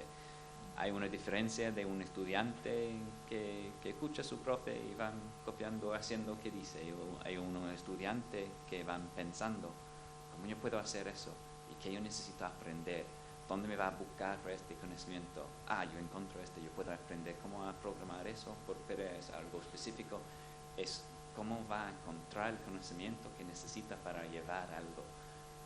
Para mí es como la llave que yo encontré en mi vida, es mucho más importante de algún conocimiento específico que alguien va haciendo en clase, porque normalmente para mí encuentro que entra y sale. Soy mal para como absorber conocimientos sin necesidad, pero si yo estoy buscando, pensando en una aplicación, yo voy pensando qué es la ruta que necesito, qué son las herramientas, qué son los distintos tipos de información y qué son la gente que necesito hablar para conocer este área. Y yo encuentro es mucho más importante de algún conocimiento específico, como dijo. Pero eso. Sí, concuerdo plenamente con lo que acaba de comentar Mike. Y quizá por agregar algo a lo que él comenta, creo que definitivamente no vivimos en unos tiempos en que no es la tecnología que tenemos que conocer, que tenemos que manejar, o el conocimiento específico. Yo diría que, y hablándole a los estudiantes, son un conjunto de habilidades que uno tiene que tratar de desarrollar, herramientas también que tiene que preocuparse de manejar, y también es fundamental tener ganas de aprender. Yo que hago clases, veo también eso, que cuando uno le habla a los estudiantes hay ojitos que brillan y hay ojitos que tienen ganas de dormir. Entonces eso es algo con lo que uno tiene que luchar también. Nosotros también fuimos estudiantes, también estuvimos sentados y en algunas ocasiones también teníamos ganas de dormir. Pero considerando que, bueno, yo estudié hace 20 años y en 20 años el mundo ha cambiado demasiado. Ahora, si nos quedamos dormidos, nos gana una inteligencia artificial, nos gana la pega, nos gana... hay mucha más tecnología que antes. Entonces, ¿qué es lo que necesita el mundo ahora? Para no desviarme del tema, para aprovechar la madera, para ser más productivo. Yo creo que es fundamental, que es una característica fundamental que se busca en todas las profesionales, personas, seres humanos, porque cuando empezamos a hablar de inteligencia artificial yo creo que volvemos al origen. ¿Por qué inventamos tantas cosas? ¿Por qué estamos en una carrera loca por desarrollarnos, etcétera? Es por el bienestar de nosotros. Entonces nosotros tenemos que estar interesados en mejorar, en ser mejores personas, en llevarnos bien, en tratar de ingeniárnoslas, como estos maravillosos ingenios acá, productos que hay, para poder contribuir a nuestra sociedad, a nuestro pueblo, a nuestra nación, etcétera. Entonces, yo creo que los conocimientos son fundamentales. Siempre que alguien menciona la palabra innovación, yo siempre pienso en los conocimientos, porque innovar sin conocimiento es súper difícil. Siempre miramos el caso de Steve Jobs, de Elon Musk, etcétera, pero esas personas eran súper estudiosas, eran muy inteligentes y además tenían dinero como para levantar grandes ideas, etcétera. Y el apoyo de estados que definieron líneas prioritarias, estratégicas. Entonces, no es de la nada que vamos a empezar a... Esta es una iniciativa, por ejemplo, que yo encuentro que es espectacular.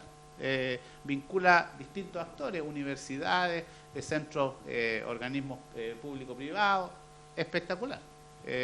Y si a eso le sumamos estudiantes motivados, y se genera un conjunto que es muy virtuoso, exactamente.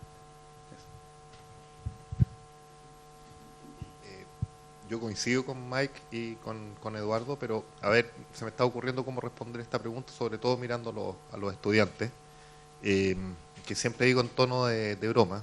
Yo no hice kinder, a mí en mi época me mandaron a primero básico nomás. Por lo tanto, todas las habilidades, digamos, blandas que uno cría en la educación prebásica, yo no las tuve nunca, ¿ya? Por lo tanto, verme pelar una naranja es un espectáculo, ¿ya? ¿Y cómo llegué a esto? Vamos, porque tuve que meterme en el tema. Con Mike aprendí a ocupar, digamos, herramientas básicas de carpintería. Durante la pandemia aprendí a controlar, digamos, me gusta la matemática, así que aprendí a manejar una CNC.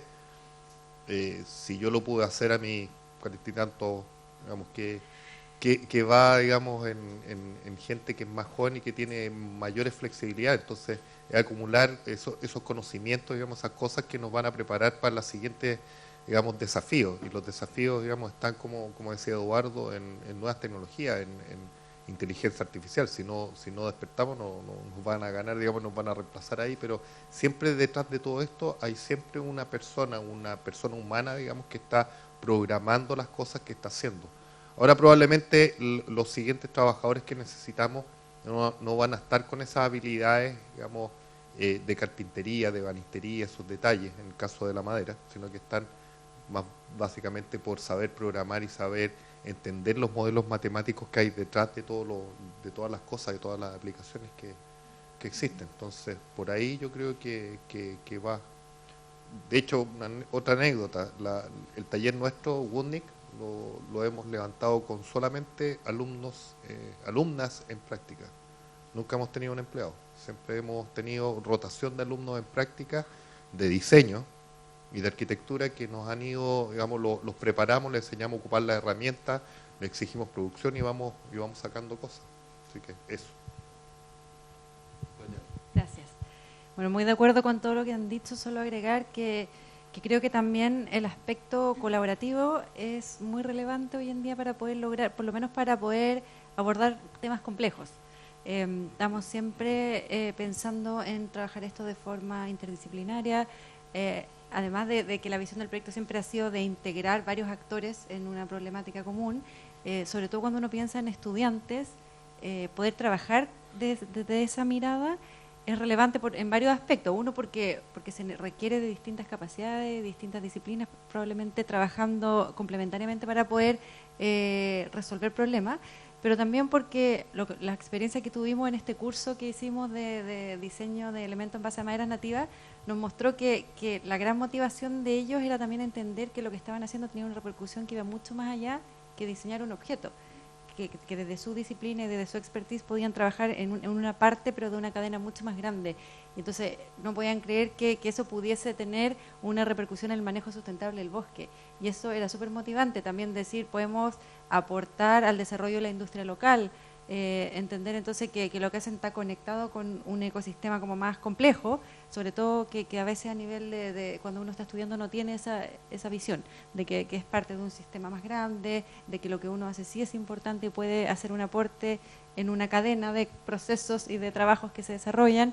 Y eso yo creo que por un lado motiva, por otro lado incentiva la colaboración entre disciplinas. Nosotros ahí incluso dentro del taller hicimos como un experimento que trabajamos con estudiantes de primero a quinto, que nunca habíamos hecho como un taller integrado verticalmente, entendiendo que cada uno tiene sus distintas herramientas y distintas habilidades que aportar. Y también fue una experiencia bien interesante porque partía desde esta metodología colaborativa, que era un poco lo que queríamos mostrarle, y de esta mirada más amplia de los problemas. Así que yo creo que eso también, en complemento con lo que ya han dicho anteriormente, es relevante para incentivar y la motivación en estos temas, pero también para que tengan herramientas que les permitan trabajar de esa forma.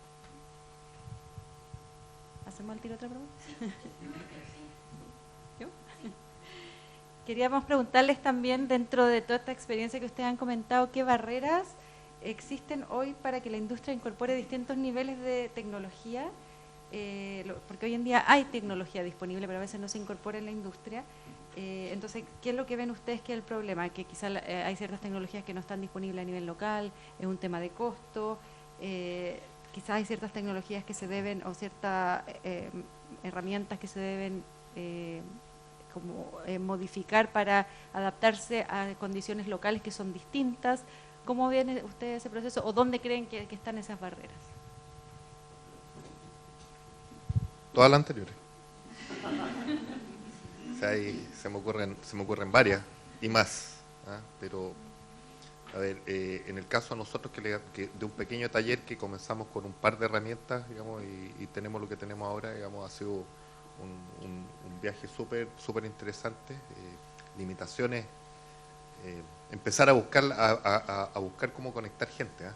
Porque en principio, ¿dónde están los expertos? ¿Dónde están los mecánicos? ¿Dónde están los arquitectos que saben manejar? Y fíjate que nosotros nos esforzamos en tratar de buscar esos talentos acá en la región, ¿ya? Y afortunadamente en algunas cosas los encontramos, en algunas cosas todavía tenemos que ir a buscarlo un poco más al norte. Pero se encuentran, digamos, el poder colaborar, el poder conectarse, el poder vincularse, digamos, es un aspecto súper importante. Limitaciones tenemos hartas, desde las herramientas que tenemos que probablemente importar muchas veces, repuestos, servicios técnicos y cosas así, digamos, que son triviales, pero en el fondo es posible en la medida que nosotros podamos construir ese ecosistema de gente que está dedicada y que está haciendo investigación, que está haciendo cosas súper interesantes, digamos, en el área, en el territorio. Digamos, y una muestra, un botón. O sea, aquí tenemos dos grandes expertos en robótica, en tecnología, digamos, que nos están también ayudando y esperamos que nos contribuyan un poquito más en ese conocimiento. Gracias, Patricio. Bueno, yo casi que creo que la respuesta más importante que es la de Patricio, porque él está donde las papas queman. Pero bueno, yo desde mi posición universitaria, en la universidad puedo comentar algunas cosas. Yo creo que aquí hay distintos actores y distintos roles, por tanto. O sea, yo siempre le digo a mis estudiantes que yo no soy emprendedor, si no estaría haciendo clases en la U, estaría en otra parte.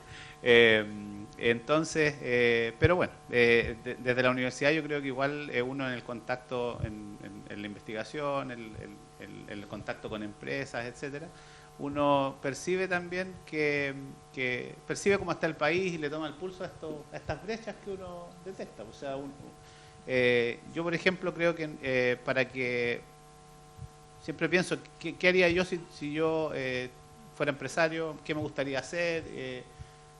Y pienso que una cuestión importante es que haya una infraestructura, por ejemplo, en un país que favorezca el atreverse a emprender, el atreverse a hacer cosas.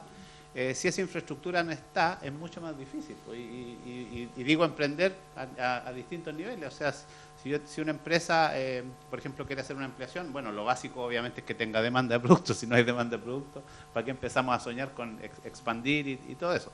Así que hay cosas que no dependen de nosotros, pero si en nuestro país están las cosas organizadas, y por ejemplo hay buenas carreteras, tenemos infraestructura de telecomunicaciones, etcétera, yo creo que eso favorece que nos atrevamos a hacer cosas. Entonces yo creo que la tecnología está. No creo que el problema sea que nosotros no seamos capaces de importar un robot. Tampoco vamos a estar diseñando robots, porque eso lo hacen los alemanes, lo hacen los japoneses, y lo hacen súper bien. Entonces, yo creo que la tecnología está disponible. Quizá una cuestión que le atañe a mi sector, a mi área, es el tema educación. Eso sí, falta, siempre, digamos, estamos a lo mejor un pasito atrás, y en cuestiones de formación a nivel universitario, a nivel técnico, hay mucho que hacer para poder poner a disposición de las empresas personal capacitado y que pueda cerrar estas brechas. Sí, estoy totalmente en acuerdo. Y encontramos al tiro cuando llegamos en Chile y armamos nuestro laboratorio, que falta la infraestructura para armar nuestro laboratorio, y importamos todas las herramientas que tenemos. Y la primera razón era porque para armar el mismo sistema de robótica que tenemos aquí en Chile, 3 veces más, por lo mínimo. Y si pueden encontrar a alguien para hacer el trabajo, probablemente no van a pedir que alguien hace el mismo trabajo en la misma empresa y traerla para ti. Entonces pedimos afuera y armamos nuestro propio sistema dentro de la universidad, porque es el único camino. No era una otra opción. No encontramos ninguna otra parte en que podemos hacer el mismo por un presupuesto que es accesible para una universidad. Y si es un problema para la universidad, es el mismo problema para toda la empresa también. Y después, como dice mi colega, ¿dónde puede encontrar a alguien que puede manejar este robot, que puede operar, que puede hacer programación? No existe poco la mecatrónica como una carrera aquí en Chile. Entonces no hay nadie para hacer el trabajo, para levantar un proyecto como así también. Y está mejorando ahora con mis colegas, por lo mínimo. Están capacitando la futura, pero sí, es un problema grave para Chile en la futura. Es dónde lleve toda esta gente que necesitamos para hacer la arquitectura y la industria de la futura. Y este es el problema que encontró el mismo.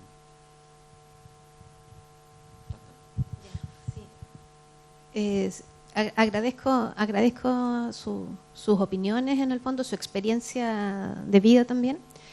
Y antes de cerrar, obviamente, voy a pasar a las preguntas que ustedes tienen anotadas.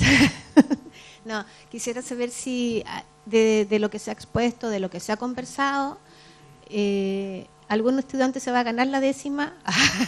No. No. Si hay alguna pregunta del público que en realidad los anime a tomar estas tecnologías, o si el desafío o alguna cosa que quisieran en el fondo consultar.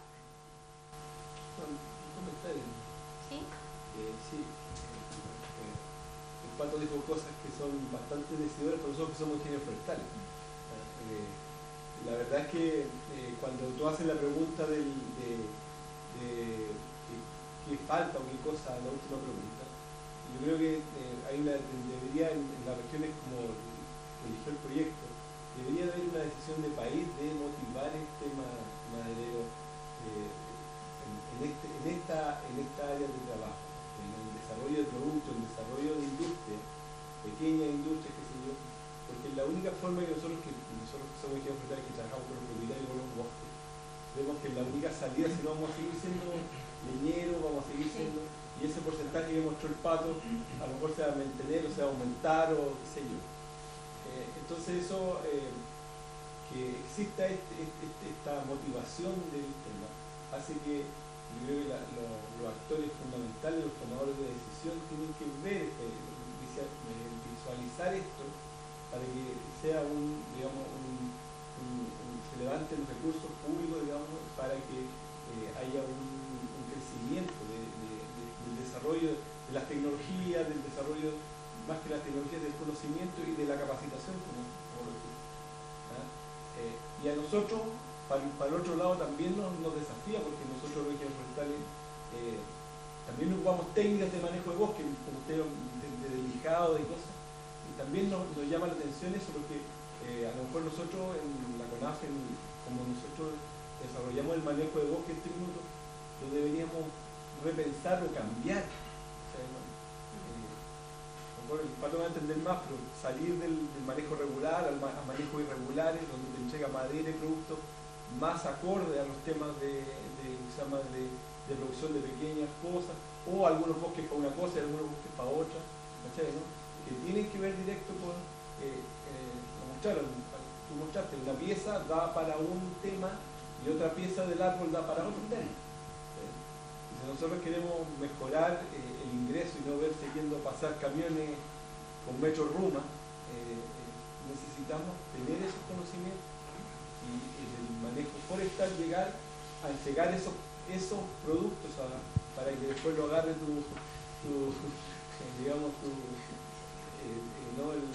le vende la madera tu proveedor, y a él también le sea mejor negocio y para el productor también le sea mejor negocio. Entonces es una cadena. Si uno puede partir de abajo tratando de mejorar las cosas hacia arriba, o de arriba mejorar para que vuelvan hacia atrás y también todos se vean beneficiados de esta cadena productiva que produce estos productos tan bonitos. Sí, muchas gracias, sí. Sí. No, yo comparto la opinión Aldo, ¿no? Jorge, de Jorge, porque efectivamente me llamó mucho la atención cuando vi el trabajo de Mike de las ramificaciones y los ángulos y cómo la madera ya tenía la fuerza ya hecha y no teníamos que estar pegando tablas para poder llegar a esa misma soporte en el fondo, que nosotros cuando hacemos inventario en el bosque en general medimos bifurcado, recto. Y obviamente que los rectos se van a... y claro, nunca identificamos el ángulo de la bifurcación o estas otras piezas que también tienen otros usos en el fondo. Y Mike va al bosque y con Mané en el fondo y como que se maravillan de todos los tipos de árboles que pueden encontrar. Entonces es una mirada distinta que nosotros, como tú dices, Jorge, debiéramos incorporar también en el bosque, o sea, desde el bosque. No, simplemente concuerdo plenamente con lo que comentas. Creo que tenemos que mirar la experiencia de otros países y en parte nuestro país ha tomado algo de esa experiencia con otros sectores industriales. Por ejemplo, la estrategia del hidrógeno verde, hay el tema del litio, que a lo mejor es un poco político decirlo, no quiero decir que está bien o está mal, pero hay que hacer cosas. Tenemos que tener formas de organización que nos permitan hacer cosas grandes, porque las iniciativas individuales, por ejemplo, lo que estoy haciendo yo, no es el primer proyecto de tecnología de este tipo que hay, a lo mejor de lijado sí, específico del tema sí, pero si es el esfuerzo del grupo que estamos trabajando en eso ahora, pasan 10 años y no nos ganamos otro proyecto, va a quedar ahí, va a quedar en unos papers, va a quedar en unos informes guardados ahí en la NID y se acabó. Las cosas grandes que hacen los seres humanos son siempre organizadas. Por ejemplo, viajar a la Luna, llegar a la Luna, se puede hacer. Y detrás de esos esfuerzos hay mucho dinero de los estados. Es lo que han hecho los alemanes, es lo que están haciendo los chinos, los italianos. Hay muchos ejemplos, muchos ejemplos. Entonces, y lógicamente que no es todo estatal, o sea, es organización del Estado para que después los que somos más, los privados, las personas aporten su inteligencia, aporten sus capacidades y aprovechen las ventajas que le está dando esa organización que hay. Entonces, yo creo que eso es fundamental y es algo por lo que tenemos que luchar. En nuestra región tenemos ventajas competitivas con esto de la madera, por ejemplo. En el norte la cosa gastronómica. Chile tiene muchas ventajas competitivas que si las ponemos sincronizadas, seguro que hay gente que se anima y que empieza a hacer cosas. Si nos basamos solamente en que le vamos a dar algunos millones a las universidades para que investiguen, en lo que más encima en lo que quieran investigar, porque los proyectos son, aquí hay tanto para investigar libre. Claro, yo como investigador digo, me gusta, pero no es lo más eficiente. Claro, o sea, y no es que no estoy diciendo, por favor, que quiero que me obliguen a investigar en lo que no, pero se puede definir líneas, puede haber una línea libre, pero también líneas prioritarias, y obviamente con dinero, porque hay que trabajar en eso, y hay que pedirlo, y hay que... yo creo que eso va en beneficio, además del sistema universitario que yo represento, también de las empresas, de los emprendedores, de la innovación. No es algo que va a surgir de la nada, es lo que nos han mostrado otros países. No sé si hay una última...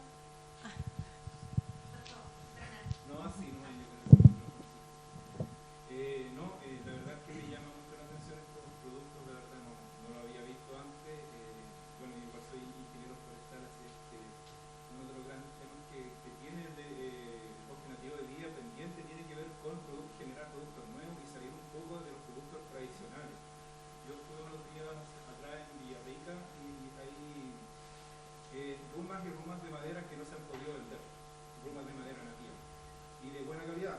Estamos hablando de calidad premium hasta la calidad culpable, en general todo lo que mostraban ahí inicialmente.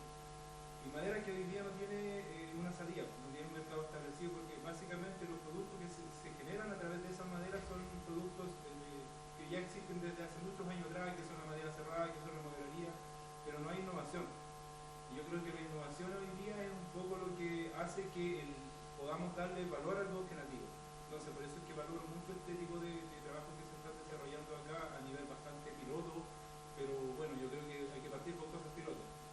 Y por ahí también hay una de las cosas que destaco bastante también que tiene que ver con el uso de productos que no tienen una calidad premium, no son de primera calidad, y sacar básicamente productos de madera que a lo mejor son de culpables, que se van a leña, que hoy día se está quemando. Sacar productos innovadores como los que tienen ustedes, pero de otra calidad. Yo creo que la innovación también apunta a eso, o sea, no solamente sacar la mejor troza del bosque y con esa troza generar un producto innovador. Yo creo que la innovación está en ser productos innovadores, pero de madera que hoy día se está quemando, ¿ya? Y por eso es que valoro, por ejemplo, esa madera que viene ahí bifurcada, y también destaco el trabajo que hace Michael, ¿sí? En generar productos de madera que hoy día se está quemando, que no tiene valor. Tú vas al bosque y esa madera no se usa. Eso que tú tienes ahí no se usa. Eso no se quema. Entonces, generar valor en ese tipo de productos yo creo que es bastante importante de hacerlo. Y también por ahí igual va un poco la pregunta, Michael, de decir, si tú ves futuro en este tipo de productos, si ves que esto puede tener un potencial mercado de producción, de alguna forma se pueda desarrollar a nivel regional o no sé, a nivel nacional, no sé. ¿Cuál es tu visión respecto a eso? Yo creo que sí. Oye, espero que sí me voy a hacer mi propia empresa en eso. No, es... para compartir un poco, tenemos problema parecido en Europa, en Inglaterra especialmente. Hay veces cuando fuimos a conocer bosque en Inglaterra y estaba hablando con un forestal acá y decimos, la madera, qué bueno, la madera nativa y vamos a hacer eso. Y él dice, yo tengo 3 containers atrás que son llenos con Rowley de prima calidad, o con oak, se llama, es un otro especie distinto de Europa, pero es parecido de Rowley. Y está destino para hacer leña. Y era prima calidad, pero porque no hay nadie para sacar la madera y traerla para un lugar y hacer un proceso de transformar esta madera en algún producto. Y también con las purificaciones, siempre destino para leña. Y todo de este tipo de raleos también. Pero en el otro lado, también tenemos mucha gente en arquitectura que están experimentando con raleos, con bifurcaciones. Estamos investigando mucho en estas áreas y también me sorprendí mucho cuando empezamos con este como proyecto con Info, que este tipo de madera es desechos, porque vendemos un palito de este tamaño en Inglaterra. Se puede entrar a una empresa y vende uno de este como 5 lucas. Estoy viendo toda esta madera pensando en poniendo un contenedor y exportando para Inglaterra, porque es ridículo. ¿Por qué está poniendo en un fuego? Me estoy errando en la esquina con mis herramientas. Pero es porque la madera nativa aquí es muy bajo valorizado. La gente no valoriza la madera en la misma forma que valorizamos en Inglaterra.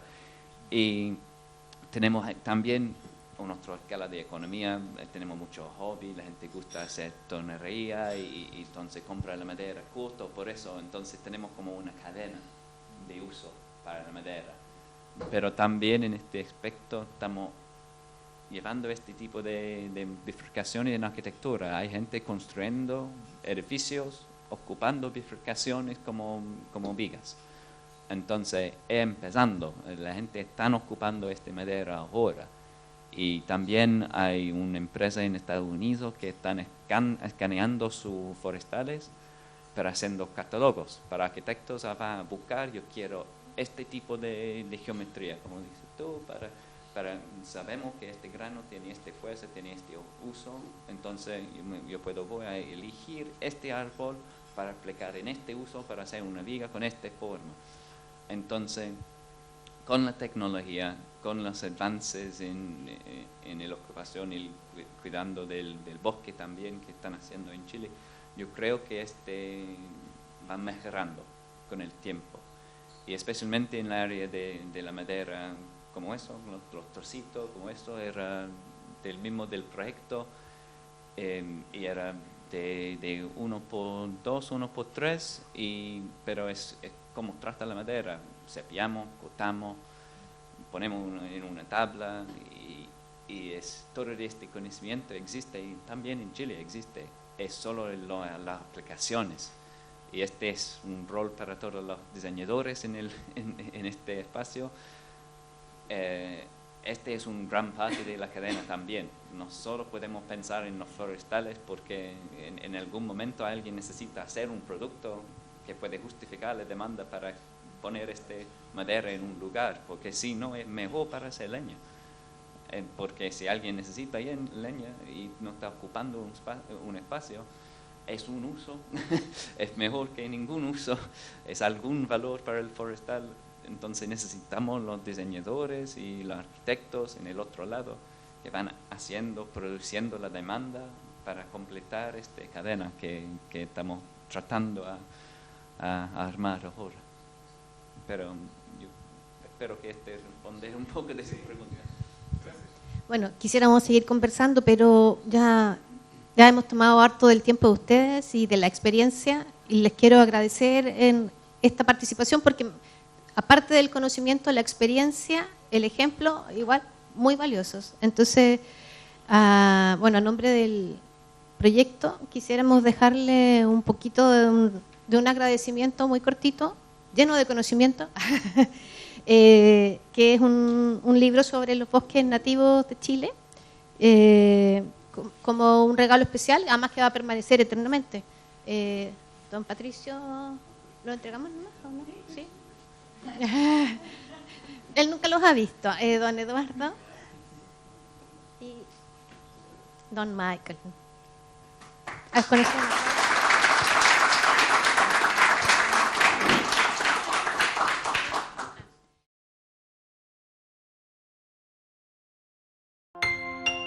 Gobierno de Chile, presentes por un mejor futuro.